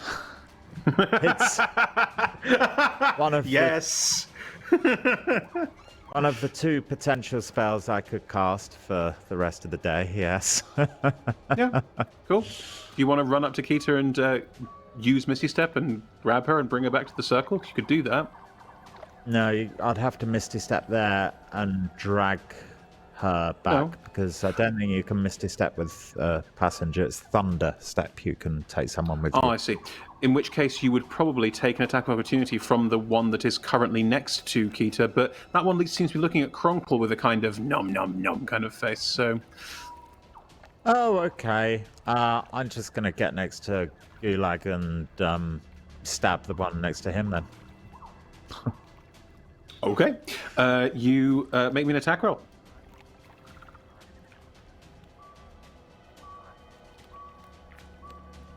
I'm going to cast Prophetic Strike. What does that do? Don, can I cast it? Is that a per day thing, or is that that's a Don special psi power? Oh. If he attacks or hits, he gets advantage on the next one or something? Yeah, no, it's not. It's just you can't use it 2 turns in a row. That's all. Cool. I'm going to use that. Okay. What are we doing? I'm gonna try and find my elven long blade on my character sheet. Press attack. Oh yeah. 19. Yeah, that hits. Yeah. Nice. So Don, that does the extra damage on this thing, doesn't it? On this turn. The extra bonus action, isn't it? Oh, yeah. If the attack hits, it inflicts an additional 3d6 damage to the weapon's type. Cool. Mm-hmm. So the damage is 1d8 plus 1 slashing. No, that just rolled to hit again, didn't it? Oh, I'm just going to roll a d8. So a 3 plus 1 plus 3d6. So that's 4. 4. 15 in total. 15 damage total. You strike out with your blade and cut the insect next to Guthay that was trying to use its mandibles to bite him. But you do carve away a small part of it as you lean across and try to cut this creature away from your friend. That's the end of your turn. Kita, at the end of your turn, please roll me a Constitution saving throw again, please.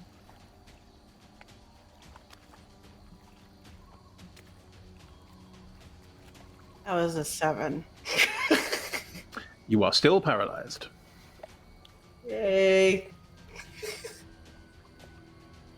Cool. Gulag, at the start of your turn, you feel in your foot a burrowing, rummaging sort of feeling as something is definitely moving around beneath. Three somethings are definitely moving around beneath the skin. You take 10 points of piercing damage.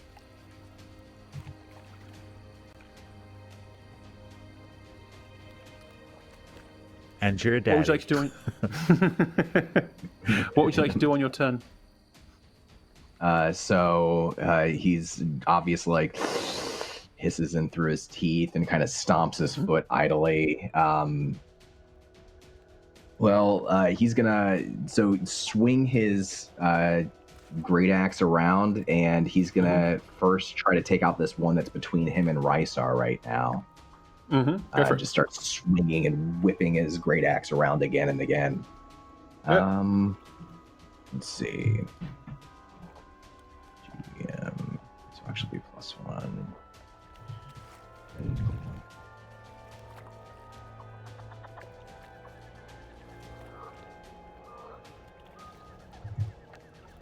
Yeah, 14. That hits, yeah. That'd be 27 slashing damage. Cool. You slash across this one. It looks quite badly hurt, but it's not down yet. You're still wasted. Do a regular attack. Mm-hmm. It's a natural 20. Yeah. But it's a regular. Crazy. This one will be actually quite low.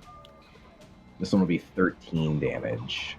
That's enough. You carve into it a second time and just splat this other bug up against the side. That's 2 of them down. There's still... Did you take your foot out of the porthole, just to check? Not yet. Okay. Cool. What else are you going to do on your turn? How many are down here? Besides, obviously, there's something beneath my foot, but I think he's afraid to look, so he hasn't looked yet. What else is down? There is one currently floating over Kita that is going to be flying in here and attacking Cronqual. There is another one in this space about 10 feet away from the circle that was being attacked by Rickus. And there is one under your foot. There's one. That is it. My foot. Okay. Let's see here. You're still hasted, so you've still got more things you can do. Yeah. I'm gonna use so I'm gonna charge the one that is flying not towards Cronkwall, but the one that's chasing Rickus. As you're gonna leave the away. range of the one that's by your foot. Absolutely, I am. Yeah. Righto.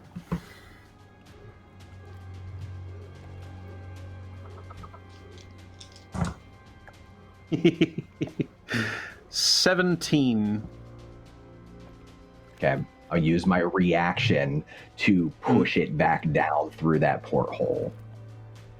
With my. What are you using? I'm using deflect strike to boost my AC to 18. I can do it with a reaction once a turn versus one attack. Once a turn. Just one attack. Yeah, it's not like a shield where it lasts until my next turn. It just. I see. So you shove the creature that's trying to crawl its way in through the window out again. It doesn't manage to implant any more lava in you or bite you. It just, you push it away, and then you run towards the one that is chasing Rickus towards the circle. So step at 10 feet forward. All right. Make a regular attack. Mm-hmm. Be a 13. And that does not hit. 14 is their AC. You run forward and try, but it buzzes a waving around you and is now floating around you angrily. Do you look at your foot? No, not yet. I'll use my bonus action, Great Weapon Master, to make my last attack against this thing. Because you got 3 attacks of haste, and you get and you defeat. Hang on, because I reduced one to 0 hit points. Yeah. Don, your emboldening step. Can you use it to roll a d4 to add to the attack roll, meaning you'll hit? I used it earlier. Oh, shame. Oh, you can't. I can only use it once. I use it once. All right.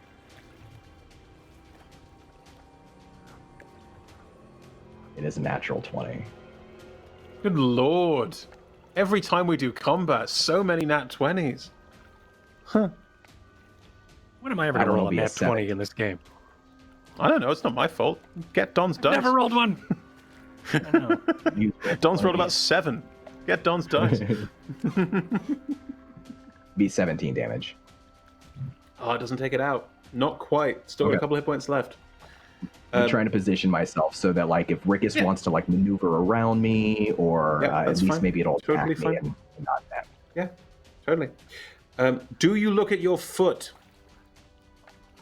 Fine. Like, after he swats this thing out of the air with his, like, he swats twice, and the second one kind of knocks it back, and then, like, in that brief respite, he very gingerly, like, pulls up the heel of his foot and is like, boss, I feel weird.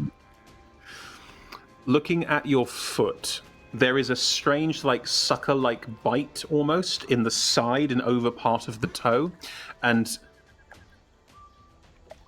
you can see 3 about fist-sized maggoty-style things that were sort of perched on the outside have just burrowed their way in and vanish because you didn't remove them before the end of your next turn. And that's where we'll take our break with that wonderful mental image in our heads and pick up there in about 5:10 and see if everyone has still kept their luncheon. Gross.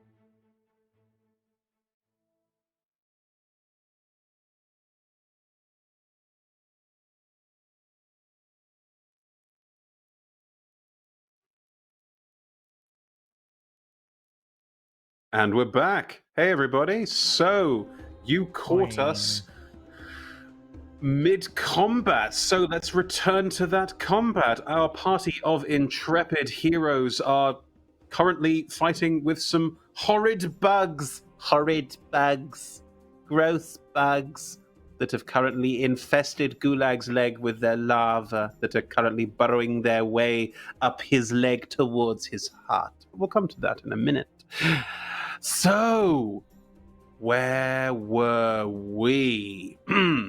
As the bugs go, as far as I recall, we just had Gulag be nommed on. Gulag was nommed on. That was the point. Gulag getting nommed was the end of that term because he didn't burn the bugs out. Didn't do the smart thing. And now there's no easy way to remove them.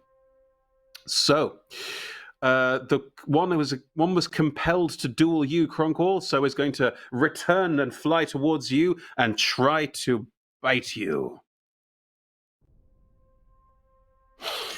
So we have we have an 18. Yes. 21. So they both hit you. Make me 2 Constitution saving throws. Terrible damage. You take 5 damage, but 2 con saves. That's the important thing. Yikes. That's some things that happen. 2 of them. 2. I'll roll 2 dice at once because I can. One's a natural 20 finally. Ha ha. And the other one is... And the other one's a dirty 20. 13. You take 5 points of damage, and you're not paralyzed, and the DM gets frustrated. Good, right.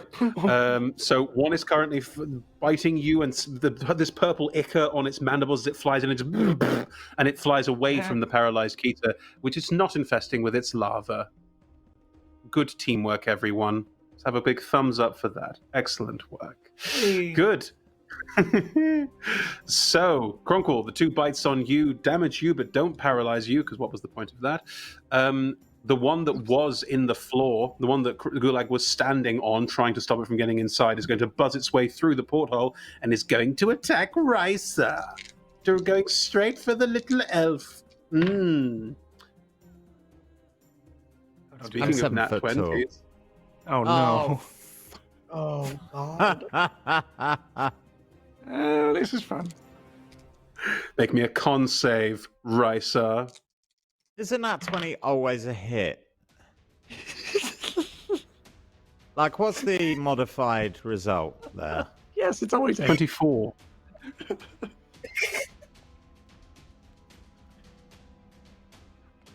Yeah, okay, that hits.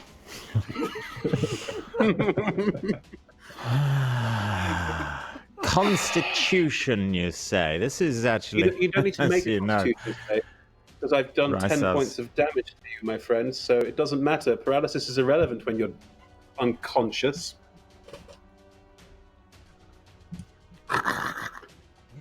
The mandibles snap around Rysar a few times, and he collapses to the floor in a big heap of elf. Gulag, you are no longer hasted, so you lose your next turn. A big heap because he has temporary hit points?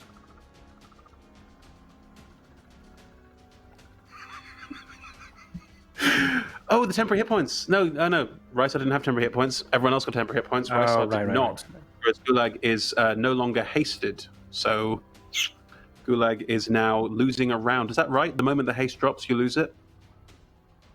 Yeah, so he still has a turn. He just can't take all of his normal actions. He can't take actions, but he can take reactions, basically. Gotcha. Good. Yes, this is important. Right. Thank you. Rysar is bitten. The first bite knocks Rysar out. Now, correct me if I'm wrong. The moment someone revives back to full hit points, they get all their death saves back, right? So Rysar's got 3 death saves still to go. So, yeah. Yeah. I don't know the rules, so I assume so. You're back to Either way, just to be clear, everyone, the first bite knocked Rysar out, so the second bite's an automatic crit. So Rysar's failed 2 death saves. Yikes. Well, at least I won't have to roll to pretend to be dead. And Gulag, the one in front of you, is going to bite you. We'll try and bite you anyway.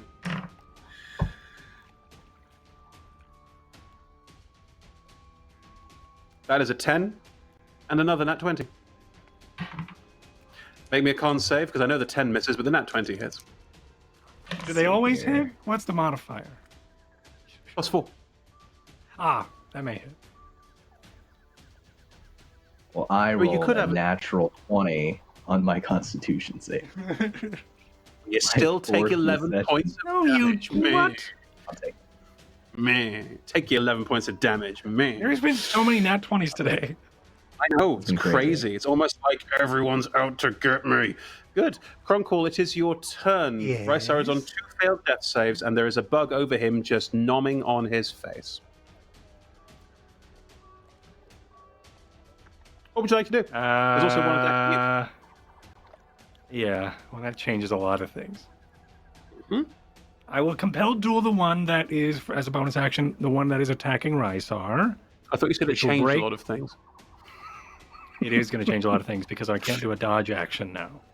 Unless, Ulag, do you have heals still? Not on my next turn, I don't. Well, crap. Okay. Then,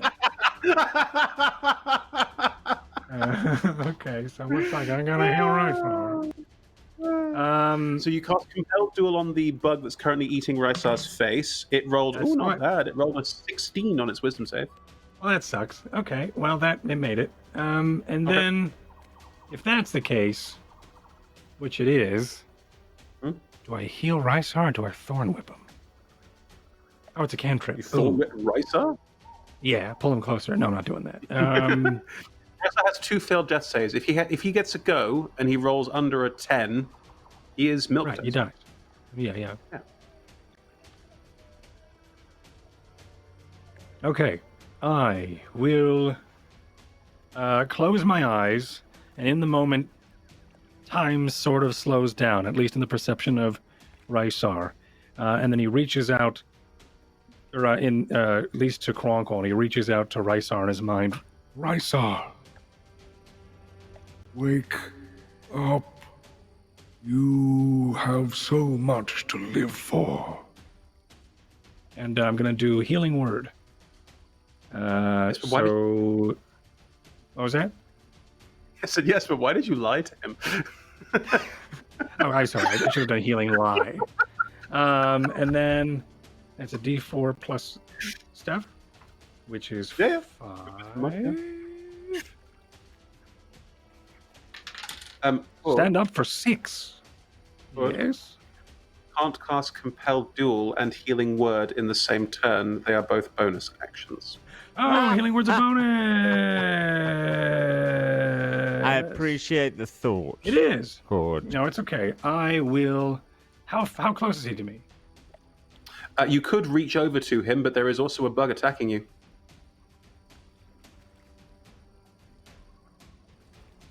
Uh-huh. Well, then I will compel duel, and then I will. Which is what you right. get compelled. And then I will reach out. Okay, you step away from it. It's going to try and bite you for a 13. It misses. You get to move away without being attacked. So that wouldn't be reaching. That would be moving away. Okay, Move. so I will move away, and then I will do whatever my D8 plus things. So Kawoon. this amount. Hiya, for 6. Yeah, 6. It was a 1. 6. A for second 6 healer in the party. How very valuable and useful in a situation just like this. It Did only I just took get 6 what? hit points? You got 6 hit Yes. points. It only Got took six. what, 10 episodes for us to heal each other. Yeah, I know.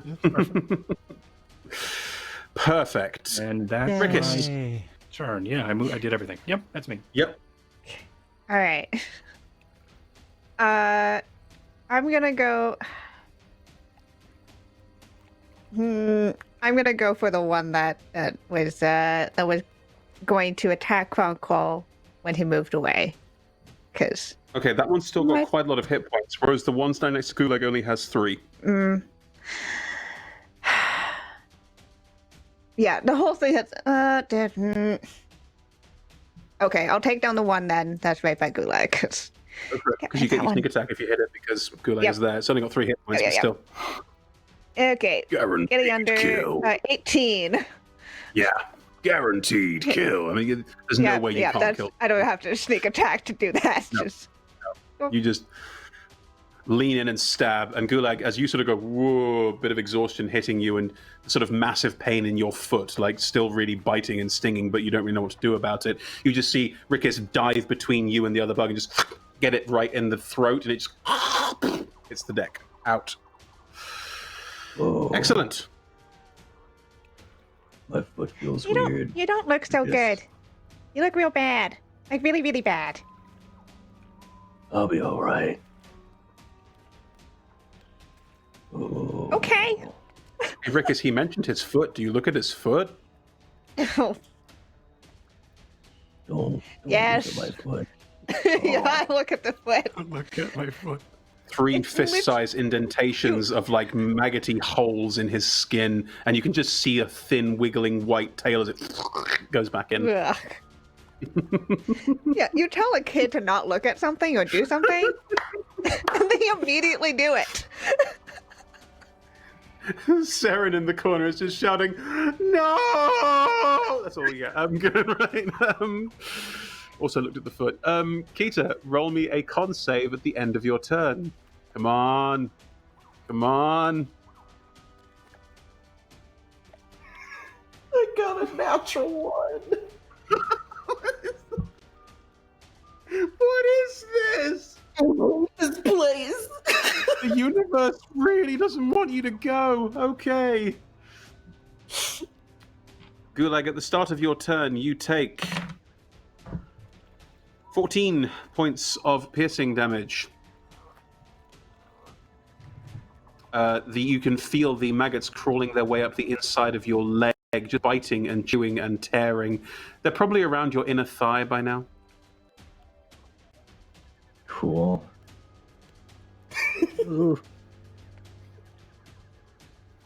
Yeah, I mean, it's my turn, and I can't take actions or bonus actions. I don't think I can move.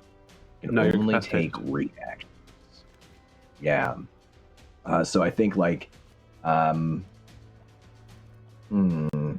yeah, I think he'll slowly turn around, like scraping the axe against the deck of the ship, and he's looking down and like smacking at his leg, trying to like smack where those things are inside of his thigh, see if like he can maybe, you know, just kind of slow them down or something, and then he's gonna heft his axe up.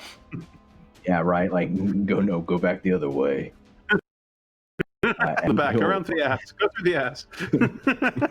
Whatever you do. Heft up the axe and kind of, you know, breathing heavily, just ready it, just in case one of these things flies past him. Maybe he can take a swing as he's catching his breath. No problem. Well, there are 2 of them, and both of them are basically on Crunkle and Rysar at this point. Rysar's still got 6 hit points, but the compelled duel did not... Hang on, Rysar, have you had a turn? No, you haven't. I'm sorry. We missed your turn. You have it now. So, Rysar, you are on the floor with 6 hit points, and there's a bug over you just biting at your face. You can feel parts of your face have definitely been pinched and torn, and you've probably got quite a scarred up cheek at the moment. Right as a warmed, webbed hand lets go of you. Cool. I assume I'm next. Clawed. What? Clawed, webbed hand. Oh, a clawed webbed hand. I assume I am next to Gulag because I was in the circle of... Gulag stepped out of the circle to deal with the one that had 3 hit points left. You are currently next to Crunkle, and there are 2 assassin bugs very close to both of you, and Rickus and Gulag are about 5-10 feet away. And Keita's lying on the ground, just the eyes moving. Well,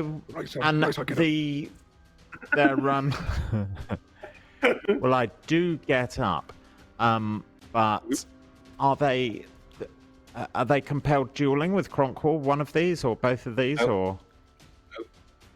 One was, and then compelled duel was cast again, and concentration faded.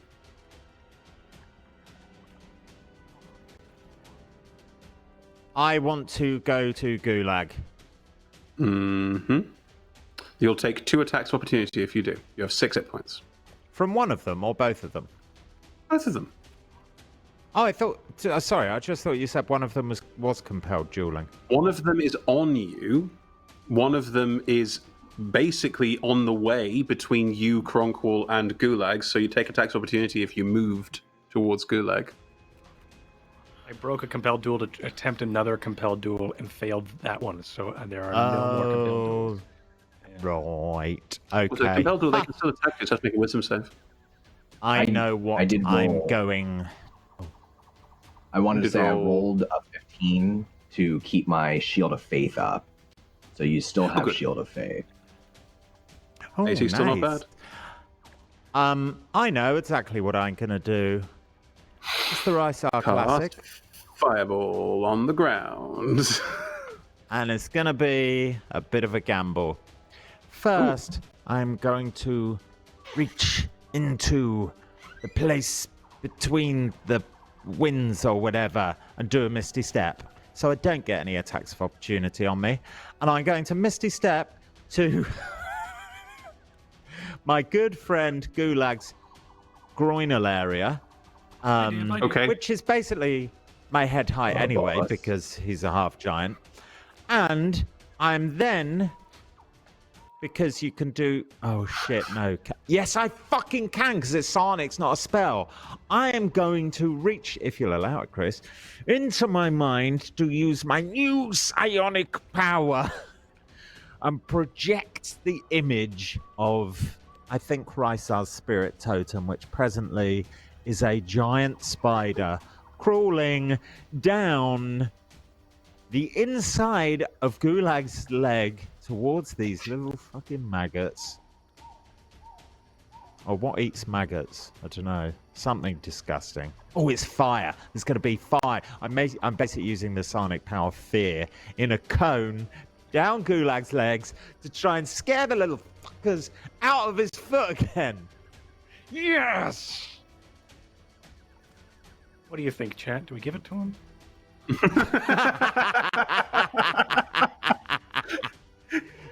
I'd also like to remind you that Rickus is right there too.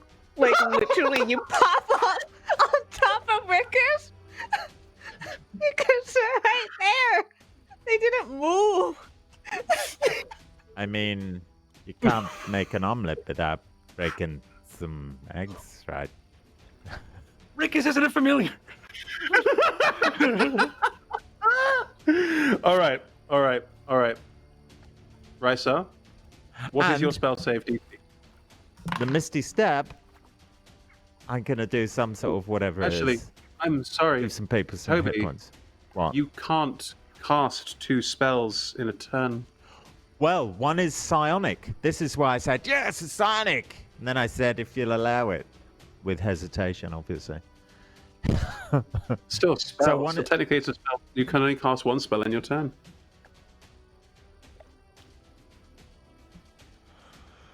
Well, Gulag, I tried, oh buddy. I'm sorry. You could walk over there and do that. Just take some attacks of opportunity to do it. 4. 2.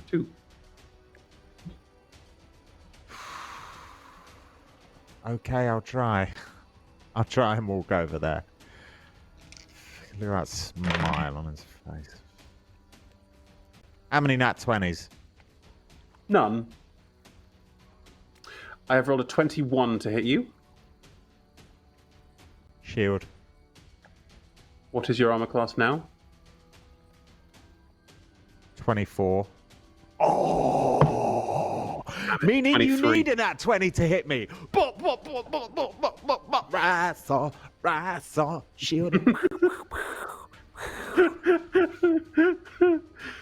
Yep. They both try and strike out at you as you move away, but you step away and move over to Gulag's leg, and then you cast Fear on Gulag's leg as you intended to. No, because I can't cast 2 spells in a turn. You've not cast shields. Oh, shit.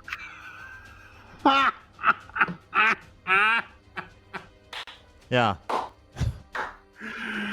I tried, oh buddy, oh pal. But, yeah. It I'm is just now gonna the bug's stand next turn. to Gulag. Cool. Here's the bug's turn. Kronkle. Yes. One is going to try and bite you. Okay, I'll allow it. There's the nat 20. Okay, well, The other one's a Stop. 7. I do have. Oh wait, I'm at full health. All right, for 7. No, you take 17 points of damage. The second attack is a Whoa. 7. And make me a con save. Hold on. Perhaps I don't take that much damage. I mean, I rolled almost Okay, max. It was a very good That's roll. totally cocked. That's a 4. I take 13 of cronked. that damage. Totally cronked. Totally cronked. Turtly cronked, if you will. Totally cronked. 53. Okay, sweet. And now isn't that a t-shirt? All right, so I took a lot of damage. All right, your turn. Your still turn. Con save. Oh, that part. Gross. Not nearly as bad. Dirty 20. 13 plus 7. God damn. Okay, the second one's going to attack you as well. It's almost I made a fortitude. 16 doesn't hit you, does it? No, it doesn't. But a 22 does. But a 22 does. It's another 8 points of damage, and make me a con save. Okay. He said, with an 18, 25. You Yeah, cannot fine. win this day. Was it 13 hit points? How many hit points was that last one? 8. No. 8. Okay. Thank you. Kronkle, it's your turn. What would you like to do? So there are 2 next to me, correcto? Yes. All right. I'm Neither have going taken to... any damage yet. That's fine.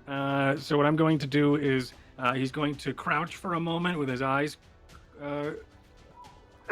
excuse me, with his eyes closed, and he sinks his shell a little bit lower into his limbs, and then as he bounces back up, he spins his quarterstaff over his head like a helicopter, hitting the 2 of them using multi-attack. But I'm going to use my bonus action to cast Shillelagh, and you see the staff actually grows in width as well as in size, and the thorns that we saw from the thorny whip come back again, but they are a little bit longer and a little bit more sharper as he just goes over his head and hits both of them. Very Or at least Very, tries to. very cool. Give me some attack rolls. Natural 20 and an 11 plus stuff. 11 plus 6, 17, and a natural 20. Both hit. Both hit, absolutely. Roll me all that. Okay. You made the effort. Now okay, make sure and- you hit. Shillelagh, that's a 2 plus, so 5 magical to one of them, and then the natural 20 guy, it's double the dice, not double the damage, right? Is that how we're doing? Is that what it is? Double the dice, not double the damage. Okay. And this one is an 11 plus, this is a 14, so a 14 and a, I don't remember what I said the last one. 7? Did I say 7? 5. I want to 5. Okay, 5 and a 19. 14. 19, you do 19 points of damage. Well, 14 to one, 5 to the other. Thwack, Yes. thwack. 2 hits with your action, and your bonus action was a shillelagh, so you have done a significant amount of damage. Well done indeed. Cool. Thank you, Kronkle, for that magnificent attack roll combination. Welcome. You're good. Rickus, Gulag standing next to one that looks real badly hurt. Yeah, I'm a get right in there, and You're gonna get right in there, are you? try to. Cool. Well, you have a sneak attack because you've got an ally within 5 feet, even though he is basically just standing there slightly dully because no longer hasted. So make that attack roll, though.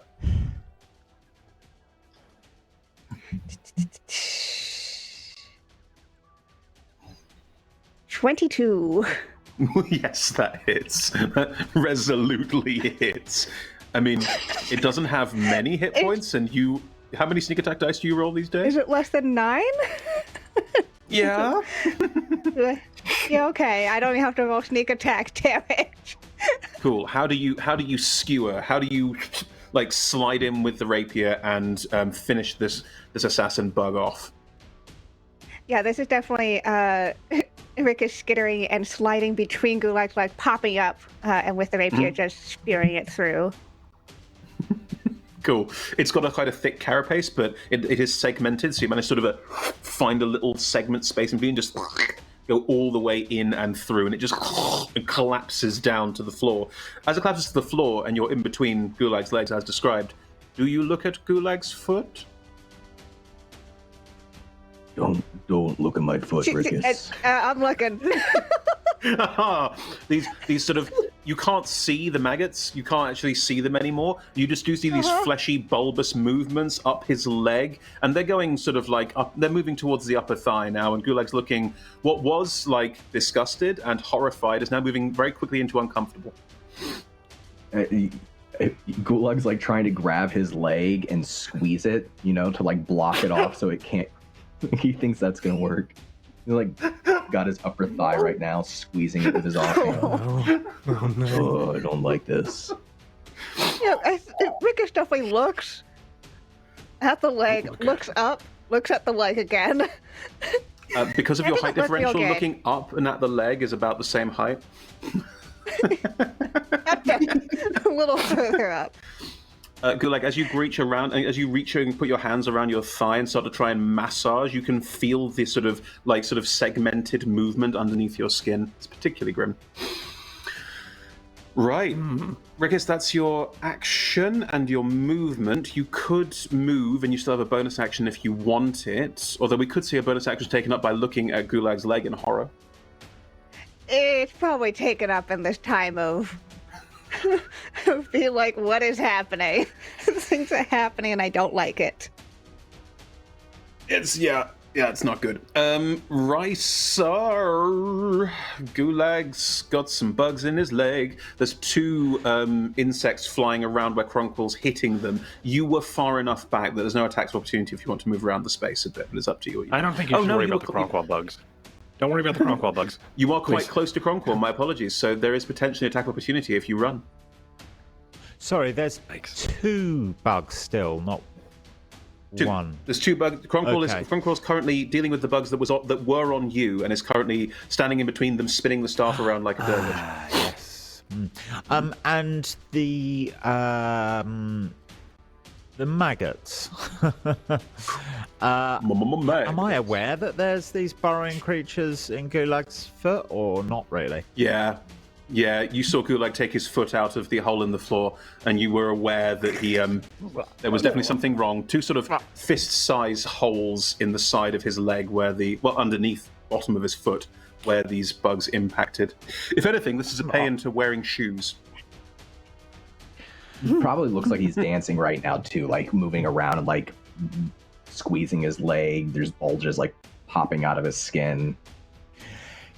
Can I get if you go traveling through the jungle, don't wear open-toed sandals. To be fair, Chris, we thought we were traveling on a wooden ship, so which has now crashed halfway into a jungle. You're welcome. Dress appropriately for the territory around you, not the one you find yourself in at the moment. Yeah. Can I get to Gulag without being attacked? Nope. Well, you can, but there would be an attack of opportunity unless you use your action to disengage.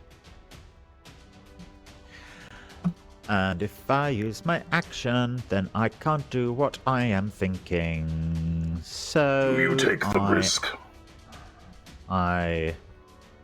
Rysar's first name is Risk in Elven. So this whole time, Rysar has meant Risk. He's called Risk Raathamir. He's a character from Indiana Jones. Yeah. Okay. Funnily enough, because his parents' favorite board game was Risk, so that's the only reason. So the first thing Rysar learned was always start in Australia. Like, I hope some people are like, right. It does mean something in Elven. I said it in the. You have two brothers that are also Milzar and Bratleyzar. I'm coming, Gulag, my friend. I'm coming. Thanks, boss. and I will try to get to Gulag. I'm not disengaging. I'm Rysar. You can't hit me. You stupid bug things. I'm gonna what Jinx looks squish like. you. Chat, here it comes.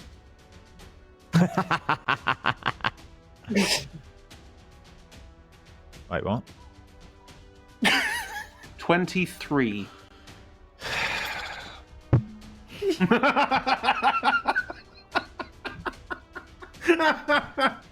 I quit.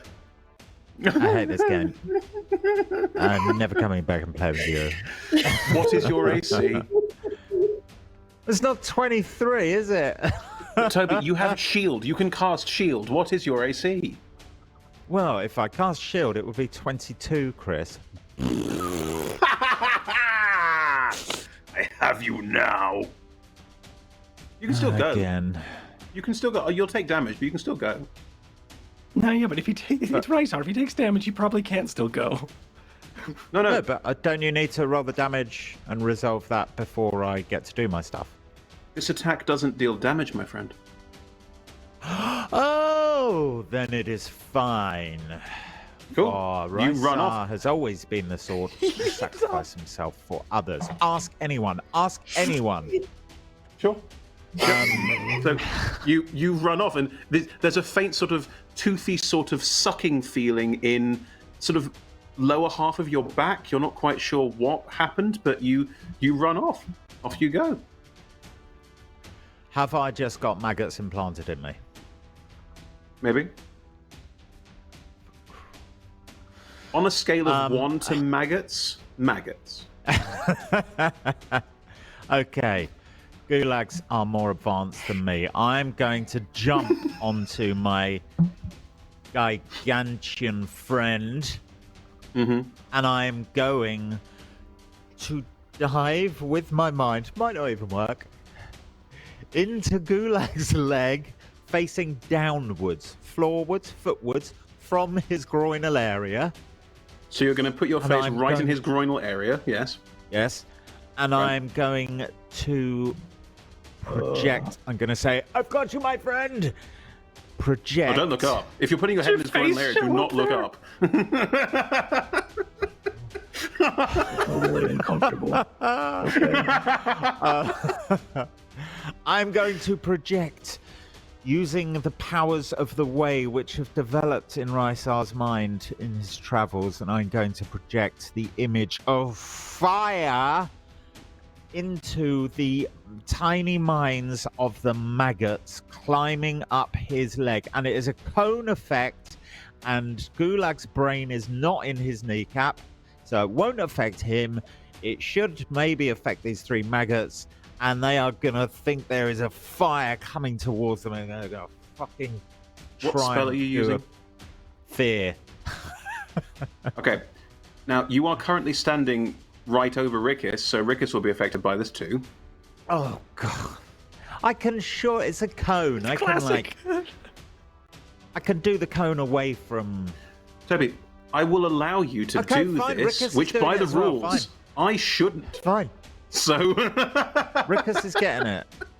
Rickus loves go. being terrified of Rysar. Yeah. This is fine. Right. So, wisdom saving throw, right? Each creature in a 30-foot cone must succeed on a wisdom saving throw or drop whatever it is holding and become frightened for the duration. While frightened by this spell, a creature must take the dash action and move away from you by the safest available route on each of its turns unless there is nowhere to move. If a creature, blah, blah, blah, blah, blah, blah, blah, blah, blah, blah, blah. I will say, before we start with this, Don, you're very lucky that the maggots didn't get above your groinal area. Cool, right. I'm rolling a wisdom save for the maggots. I'm only going to roll 1, and they don't have a stat block, so I'm going to assume a flat 10. So no modifier, just a flat roll. My spell save DC is 16. Cool. Also, I hope that maggots Also, you are want- actually a bit less than 10 wisdom, but whatever. Seems No, that's no, an average most human. creatures have a wisdom of 10. Like, almost every creature has a wisdom of 10. To have a lower wisdom than that, you need to be some kind of construct or something similar, because sense of self. I rolled a 12. I always have it as a dump stat. Correct. It's just life imitating art, Toby. They rolled a 12. Yeah, and Rick is rolling 18. Rickus, you're not scared of this. I'm not scared. Gulag, Any you now more have than the very... they already are. Yeah, I care more about that than Gulag's leg, actually. So yeah, it's good. Gulag, you now Yay, have the we did very, it. very strange feeling of these maggots crawling out of the holes they have burrowed.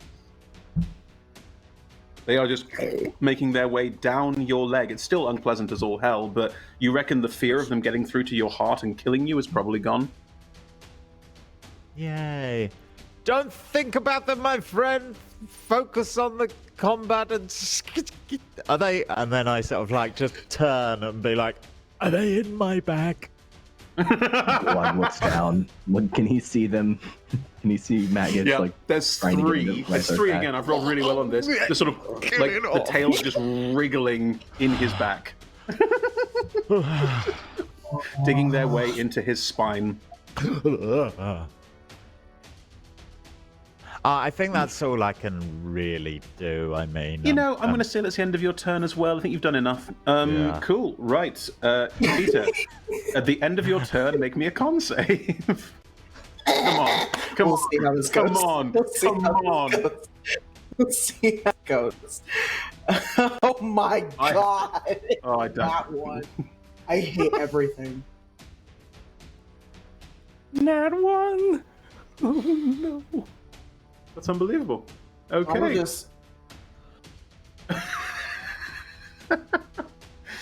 Peter, you are faintly aware that something's going on. Good, right. Gulag, it is your turn. There are two bugs currently swarming around Kronkwall, and Rysar's back is wriggling with maggots. Get them, Okay. get them out. All Get right. them out. To maggots. He's still trying to not to think too much about the maggots in his leg, but once he feels them going back down, I don't think he even knows that Rysar did anything. I think he thinks that his like squeezing technique helped. So Rysar just so ran he up looks to a- you, jumped between your legs, did something weird, and then said, "There's maggots in my back." Just That's just what happened. we have a unique friendship. Yeah.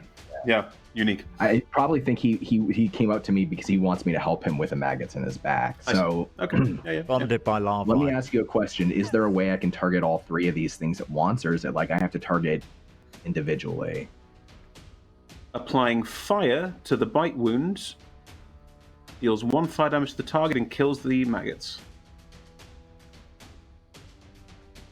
Awesome. To the bite wound, So yes. here's what I'm gonna do. Here's what Gulag's gonna do. Apply Um, 6 points of damage. I'll try. Oh no. Gulag's gonna lift. Don't worry, boss, I've got you. Rysar up. Honk! Oh no. Gulag's gonna lift Rysar up and place his hands on his back, like right where those maggots are, and he says, "Don't worry, boss, I got you." And the light that's shining in through the windows, through the shards, the broken walls, the portholes, twists around him again, becomes like angular, wrapping around Gulag, and then down into his hand, and his hand begins to glow with a bright light. And I would like to try to sacred flame these maggots. You're sacred flaming the wound. You can't sacred flame the maggots. You have to sacred flame the wound. Yeah, so it would hit Toby too, right? Yes. It hits all three, like it hits everything. What you will be doing is Okay, cauterizing the wound and killing the maggots before they get inside the body, technically. But Yeah. you will hit Rysar in doing this. Yes. Toby to Rysar as well. Yeah. That's what I think. That was what I would like to do. Because Cool. Sacred flame at level 6 is 2d8 plus your wisdom modifier. yes, Have to do it at maximum level. Yeah. Cantrip. Just so that's get them gonna out. be- It'll definitely. don't worry, I got you, boss. Yeah, so that's gonna be a 10 damage. And what I want to do is use my reaction to use emboldening bond, or is that what it's called, emboldening bond? You've already done it, haven't No, you? shared burden. is this new? So I can use my reaction to distribute some of the damage to other characters besides just Rysar. I'm gonna give 1 fire damage to Rysar, and I'm gonna take 9. and that's what I'm going to do. So he picks you up, and that light passes into your back to cauterize the wound. That's what I'm trying to do. But he's absorbing a lot of that fire back into himself. How often can you do this? Once a long rest. Wow. Cool move, I think. Yeah, right. You take 9. Peter Gulag, I've always considered you my bestest friend. I guess he's scalding your back.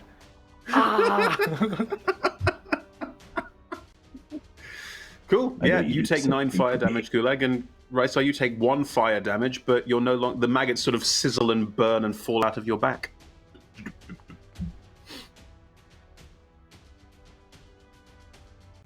Set you back down on the ground, I think. And then if I have my movement, I want to turn and who am I most worried about? I guess Rickus and Rice are right there. I'm going to turn and ready my axe, preparing to move in to help Cronkwall maybe on the next round. Sure. Rickus, you can see now that Rysar's cloak and clothes at the back are just where there were clothes. There's a really large hole from just below the neckline all the way down to slightly too low.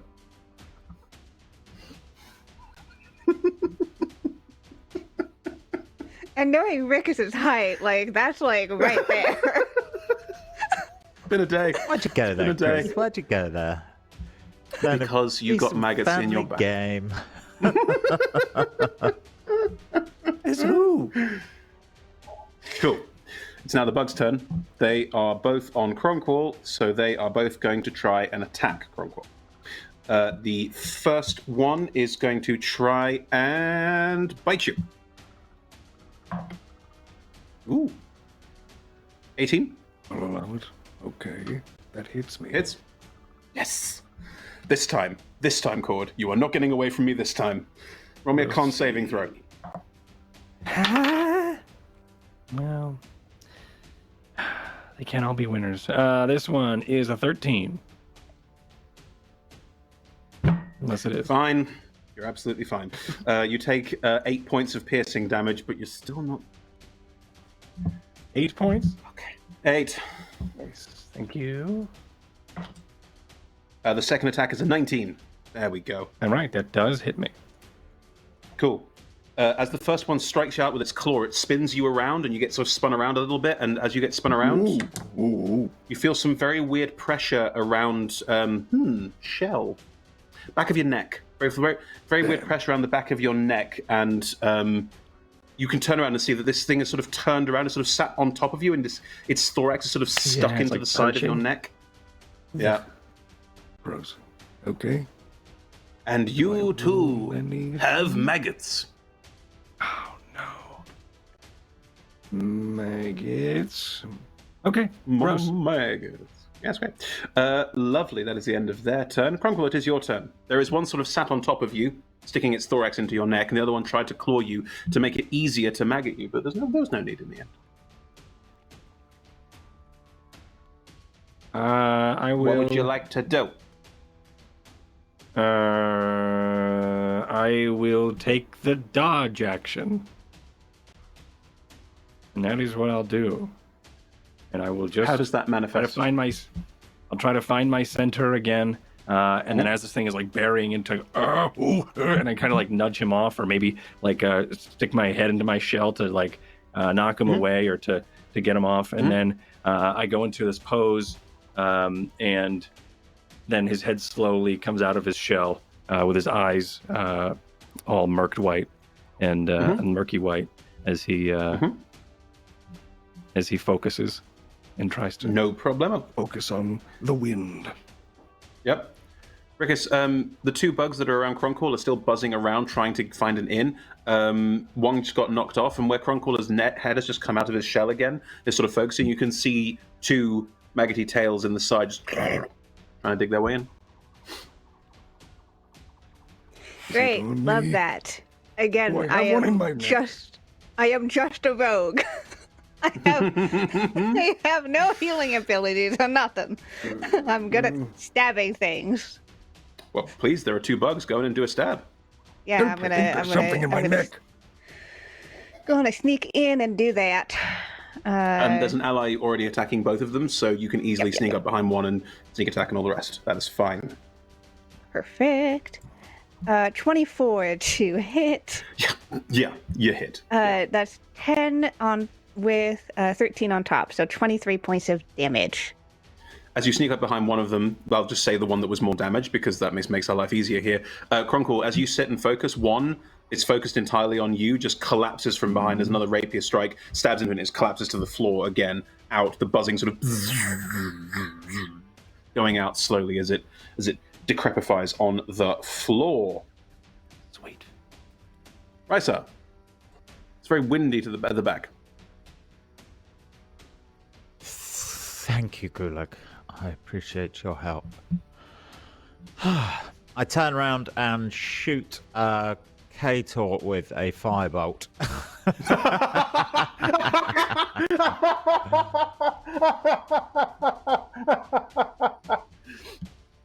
You've got any sort of this weird is for tattoos, Caesar.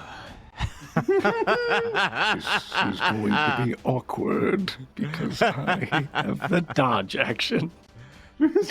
Much harder to hit than usual. Well,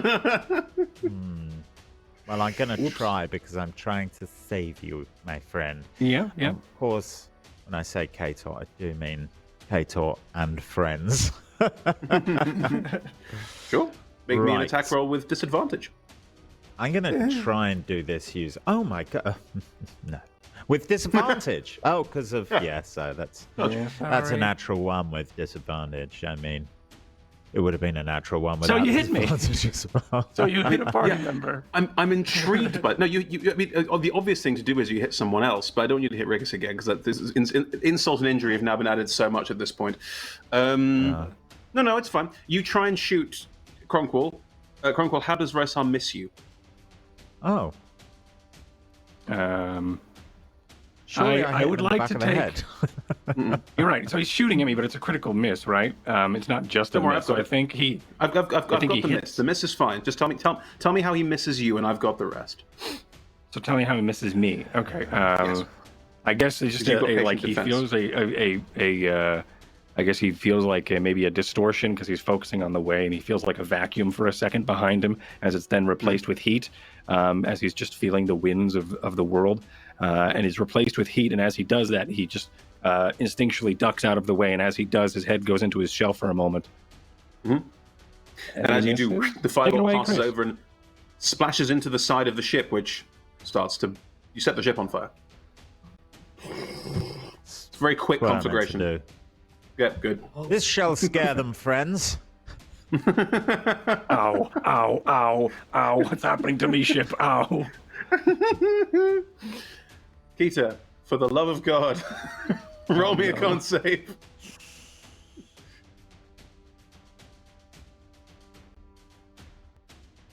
A 6. I don't understand how this is happening. This is like 5 in a row. Like I could try. Wow. If you want, Bree, roll again. Bree, you want to roll again? You know what? Because you've been out of it for like 5 rounds now, I'm going to say roll again. I'm going to give you advantage on this as a DM to a player because I want you to be involved. That's fair. Yeah. When petrification works too well. What's your con modifier? You've not rolled above an 8? No, I rolled an 8 on the d20 plus 2 is 10. Hey, Bree, at least they're not planting maggots in you. That's true. Yet. Yeah, Also, Okay. The bad news is the dice have move resolutely spoken. There's nothing I can do here. Okay. Gita, this is happening. Okay, right. Gulag, up ahead. Cronkwall has the maggoty tails in Cronkwall's neck, because it was done, his turn has now passed, are gone. Oof. Yeah, so Gulag reaches out a hand and he sees those maggots go down into the shell, disappear. And he has a bad feeling about that. He sees the fire starting over here on the ship, and he has a bad feeling about that. He sees Kita there, laying on the ground still. And, this is not a safe place to practice planking. He's just torn between all of the different places, all of the different problems that the group has right now. I can't burn. I don't think I can help Cronkwall. Okay, here. Let's avoid further problems first. I'm going to cast Zephyr Strike, and so as the fire is starting to burn in the ship, the smoke from it, like a vacuum, is sucked towards Gulag and begins to whip around him in wisps as he takes in a deep breath, and then boom, boom, boom, pounding across the floor of the deck of the ship towards this remaining creature. He's going to do his best to destroy it before any more bugs get planted in anybody. Rule number 1. Sure. Make that attack roll. Oh. Yeah, let's do it.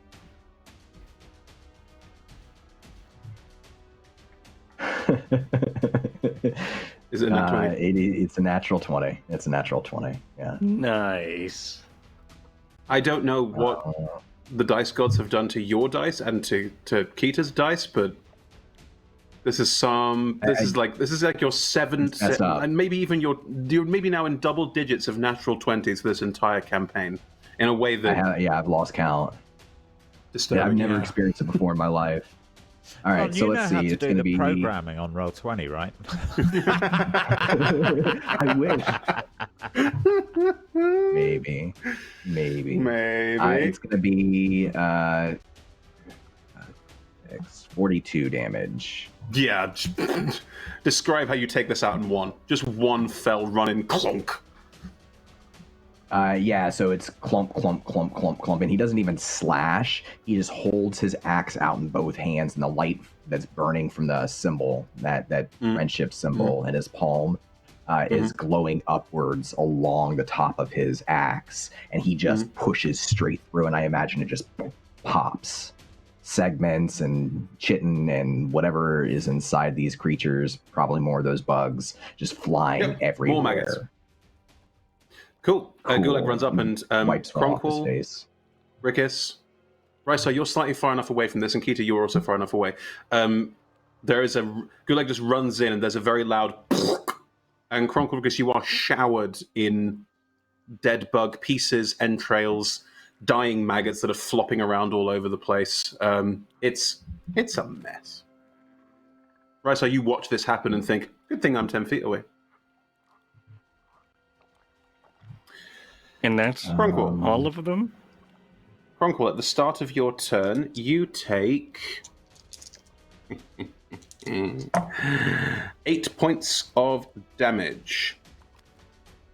Okay.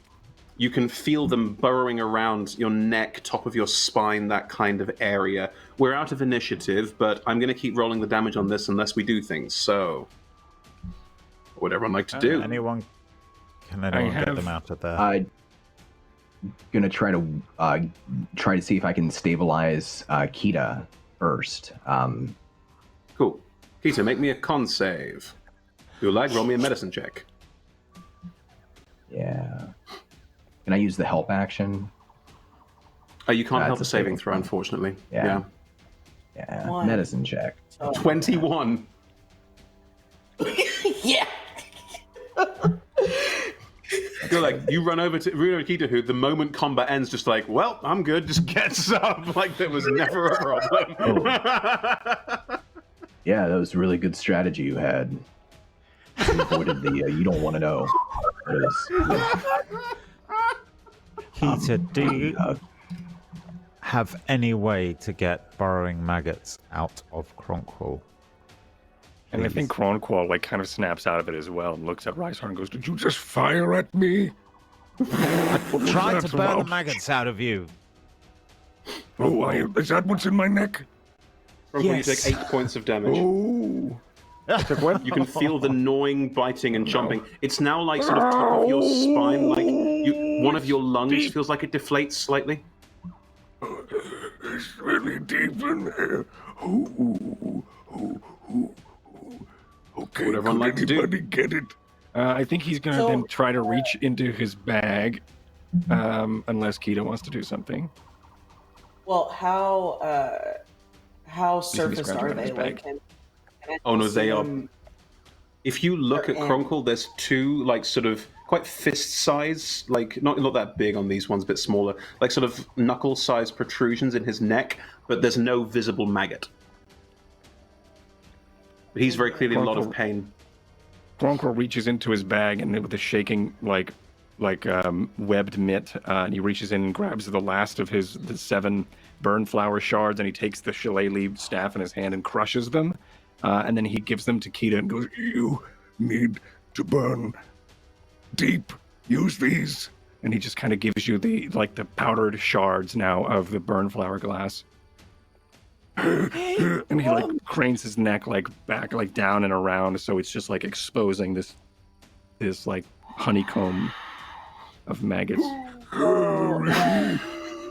So Kita's gonna gather some heat and some fire in her palm, and these shards are gonna start burning. And so Kronkle, do I put him in the wounds or? Maybe yes. This is what I did to the maw. Peter, roll me a medicine check. Roll me a medicine check before you do this. Okay.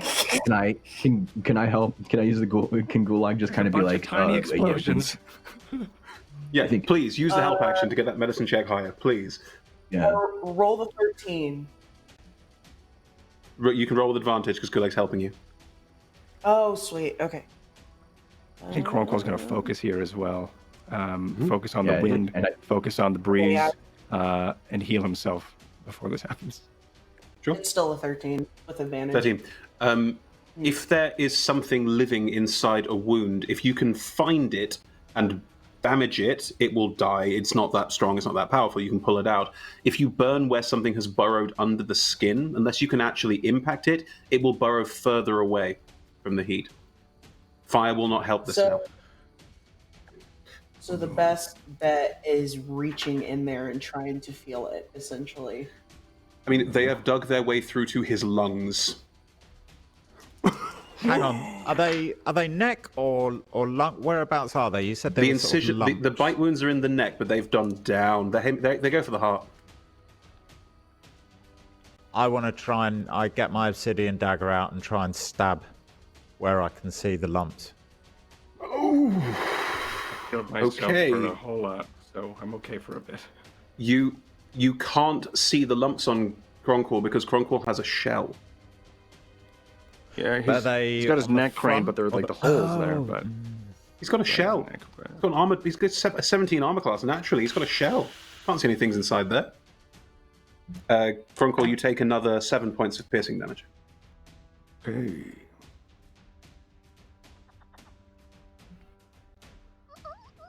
Okay, he's just second wind last round, so I'm up to 51.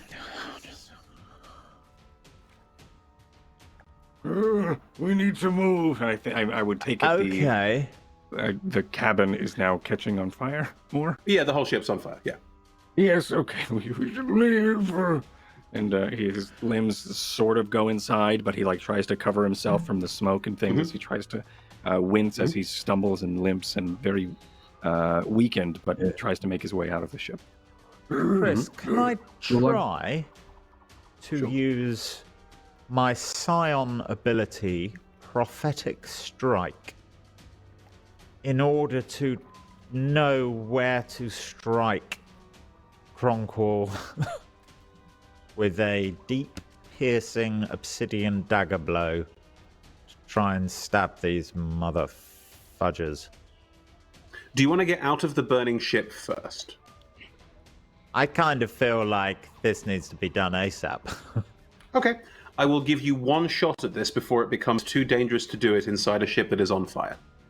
Okay, cool. Kronkle is exiting, so I think you would probably be catching him in whatever this attack is while he's moving out of the ship. In a sort of weakened panic. Are we sort of hanging in trees, the ship?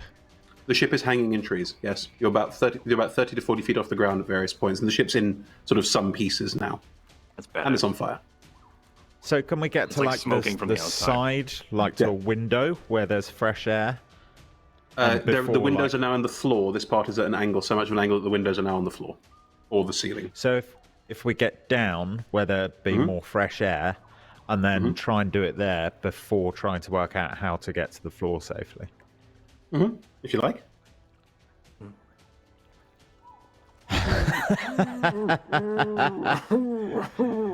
This will be fine. Grunkle will take up the 5 points of piercing damage. Okay. Right. Okay, for a moment. So, prophetic thing. Melee weapon attack. I have to start rolling. Oh, I can use my spell casting ability for the attack, which is good. What's that? Good. Don't these things do a lot of damage at some point? Don't I like fall at soon? No, they do piercing damage based on how many of them there are, and keep doing it until you're at 0 hit points. Oh, Okay. okay. I'm gonna roll. I remember there was like so. You have 2 rounds before you die. I thought it was one of those. No, nothing so serious. Okay. It's just that the people that had them implanted, it's just digging through the hit points quite a lot. All right, I have. Then I That's could a be 19. Okay.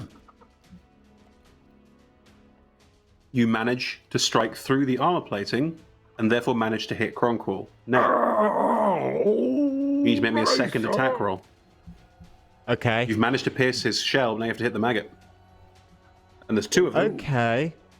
That's quite good, because with Prophetic Strike, it says the next attack roll I make before the end of my next turn has advantage. And I'm aware of how the spell works, that's why I said it. Aww. It's a fucking natural 20! It's a natural 20!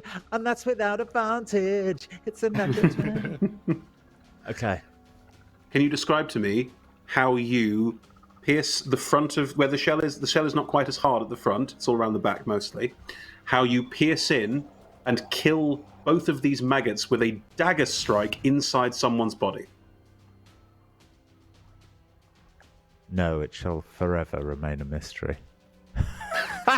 Great TV, thanks, Toby.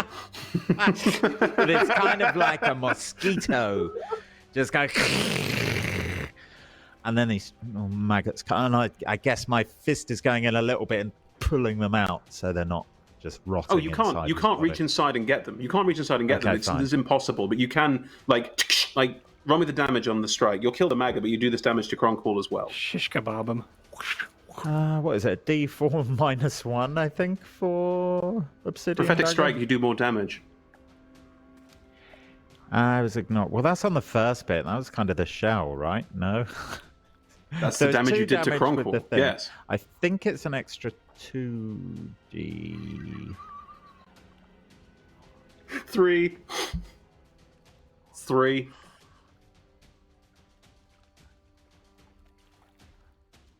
It's 3d6, Toby. 3d6. Gosh. It's a d4.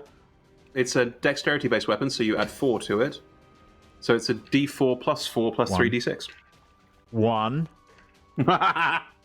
4. So 6 extra damage plus the 2, so that's 8 damage. Plus 4 that's because not your dexterity including- modifier. I didn't include dex, so... It's a dagger, it's a dex-based weapon. My dex is 14, so that's 2 extra, so 6, 7, 8, 9, 10. 10 damage, I believe. Might have killed him anyway. Very sharp pain in your chest. You see Rysar has stabbed you in the chest. But the biting, the gnawing feeling inside you stops. Do I take that 18 damage? 10, wasn't it? 10 damage. 10 damage. All right.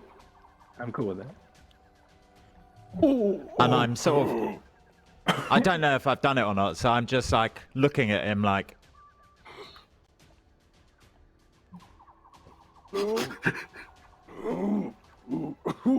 We have to get out of here.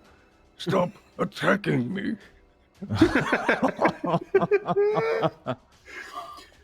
Moving outside the ship now at this point. The entire ship is now ablaze. And moving outside of this space, you'll be when you climb out of this, you're all sort of balanced on various parts of this ship, and it's about 30 to 40 feet to the ground. The ship's burning, but it's not like catching fire like the whole thing's burning. Like parts of it are now ablaze. You have time to work this out, but there are vines it's caught in that you could try and jump down. You could try and slow fall. There's all sorts of options, but you need to get out of this space now. Jungle floor is below us? Yes. Saren with us? Okay. Saren stayed outside the ship like a smart Tarry and hid when the bugs arrived. Like a smart Tarry.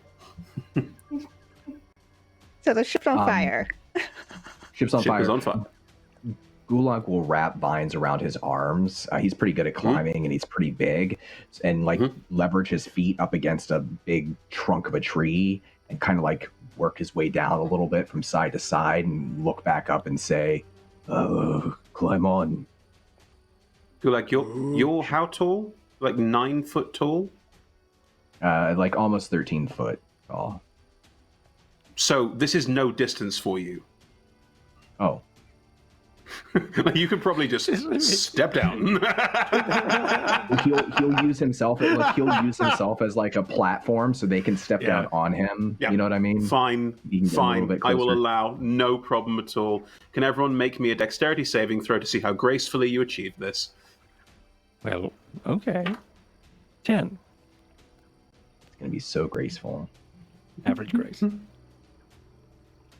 13. Yeah, 1d4. Yep. 11. Yep.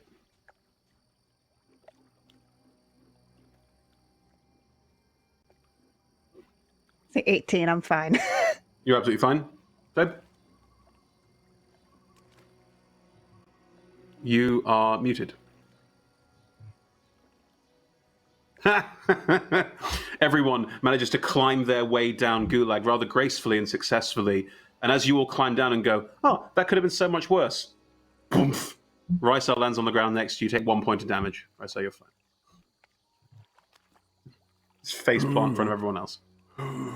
Right. As I have never used Spy's Recovery, and I'm gonna use it, damn it.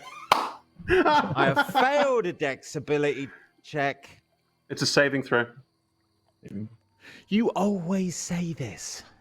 Because that's why. If you fail a stealth check, a sleight of hand check, Chris. I do. Anyway, fine. Another point of damage. Got like 4 more. Whatever. As you all get to the floor of the forest floor and look up, you can see above you that the ship is just starting to completely catch fire. And the Sirocco is burning, and parts of the forest are burning. You made it to wherever you were going to go, but you're not sure what happens now. More like and that's where we'll pick up next time. Hey! Yay! It went so well. Everything's fine. Nothing's the matter. There's no problems. We'll be fine. Well, everything's going according to plan. So, how's everyone doing? Bree, I'm going to start with you because, oh my god, I'm so sorry. It's just, what is that? What is it? I don't know. It's, yeah, I don't know. I don't know what that was. That was the dice gods just deciding things, and it's my time. Oh, I mean, it is your time. But I enjoyed listening to what was going on. You enjoyed the maggot story? Really? No, I didn't like that part. No. Kind of flared up a little bit. Yeah, it's maggots. No one likes maggots. But yeah, that's one of the best. No one should like maggots. Cool. Tell us about yourself, Bree, please. Share the love. Well, you can find me on Twitter, doing some character stuff and ranting about a lot of things. And I am also doing things with Swordsfall as well. I can't necessarily say what, but be on the lookout for that. And I think that's it. Yeah. I'm doing it for now. Thank you very much, Bree. Splendid stuff. Dawn, you survived the maggoting, but others struggled more. You frozen? What is this? Why is this show cursed? Why is it cursed? Oh, Dawn's frozen. Nice. Interesting. Well, we'll just move to me then. Hi, everybody. I'm Cord. We'll check back with Dawn here in a sec, I think, maybe. Cord, tell me all about yourself. Tell us how you're doing. I will. Hi, everybody. That was awesome. I really, really enjoyed that, except for the fact about all the maggots. Maggots aren't great. And that was... Except for the maggots. I'm not pleased about the maggots. Gross. Yeah, that was pretty gross. But we are now losing the Sirocco, it looks like. So that's cool in a foreign world that we have no idea, never been to. So that's pretty cool. Excited. That's a really great adventure. We didn't get to lose Kronqual. I actually had a lot of ways to heal myself because I didn't heal yet. So I could have used my cure wounds. I could have just kept taking damage, but I'm very glad we figured that out because I didn't really want to die. So thanks for not letting that happen, everyone. But yeah, that was great. Hi, everyone. I'm Cord, or Mythomatic. You can follow me on Twitch and Twitter of the same name. I do stuff there. I also do a lot of writing as well. Check me out. Or not. I would prefer if you did, because that would be really awesome. Other than that, thanks for having me. Don't take Cord's modesty. Check Cord out. This is a demand, internet. Check out Cord's stuff. Good. Thank you. Thank you. Check him out. Check me out. All right. Anyway, thank you very much. That was a lot of fun. Kiana. Is Don back? No. Yeah, I think the hurricane might have gotten to his internet. No. Hey. Speak of the we're devil. back just in time. Over to you, Don. Oh, hi. Hey, Don. Hey, Did you have I'm a good show, buddy? Don. I did. Yeah, I love the maggots. Thought it was great. You're the only person so far who's loved the maggots. Everyone else has hated the maggots. I'm slightly worried I overdid it with the maggots. No, not for me anyways. Yeah, I had a lot of fun. I'm excited for Jungle Moon Planet to see more of that action, what weird things we'll come across in our adventures here. So that's super exciting. And I always have a good time with this group of people. I always have fun. We used some creative problem solving today. I thought it was going to be super easy. I was like, yeah, these bugs are like nothing, right? But obviously, I underestimated the bugs and overestimated our dice rolls, but it all came together at the end. I was very happy to see everybody work together really well. I did feel bad for Kita with the paralyzation, but at least you're bug-free, and hopefully will continue to be far into the future. What are you talking But that's about? me. All of you. Yeah, it's true. I'm Don. I'm the dungeon master for Journey to the Obsidian Spire, our twin campaign in Dark Sun here.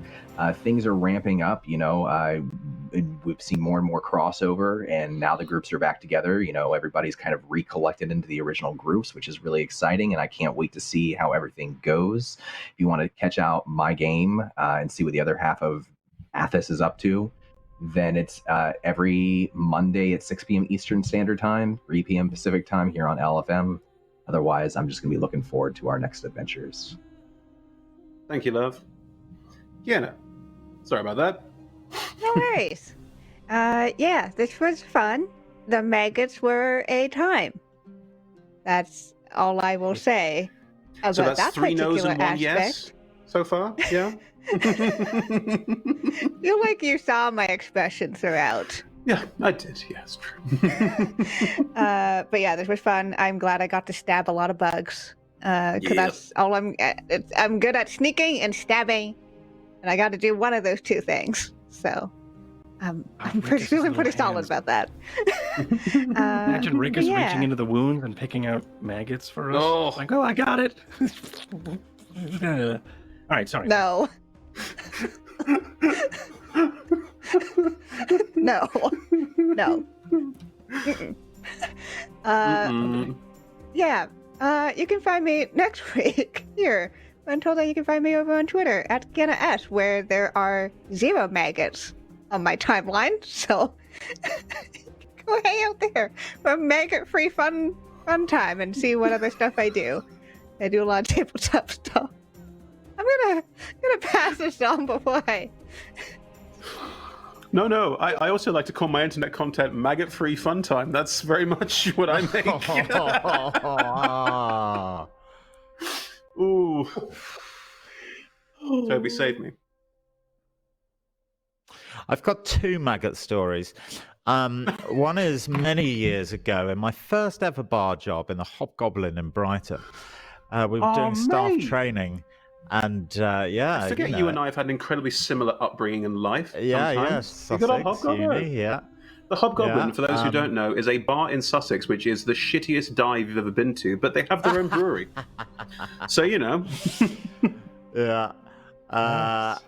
The deputy manager spun a yarn about why you should clean every night the beer taps, and it involved beer flies and maggots. And everyone, bar none, at the meeting had nightmares about maggots that night. So that's maggot story number 1. Maggot story number 2 is I was doing some DIY work on my boat recently, and I thought I'd change. We took one toilet out to put a walk-in wardrobe in for the faux fur coat collection, and obviously there was the guy we bought the boat off just hadn't really sort of installed the toilet properly, so there was thousands of dead maggots in there.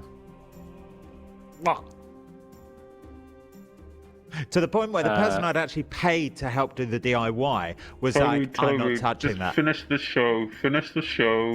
Get it done. Wait, I can recover from this, I think. So actually, being my brother actually does a lot of brewing, and the maggots that were in the beer taps are actually they're not really worms or maggots at all. They're called beer worms, but they're actually just the lining because it calcifies and then funnels out. So actually, there was just pieces of the calcified beer and not worms at all. So, Hobgoblin, you're good.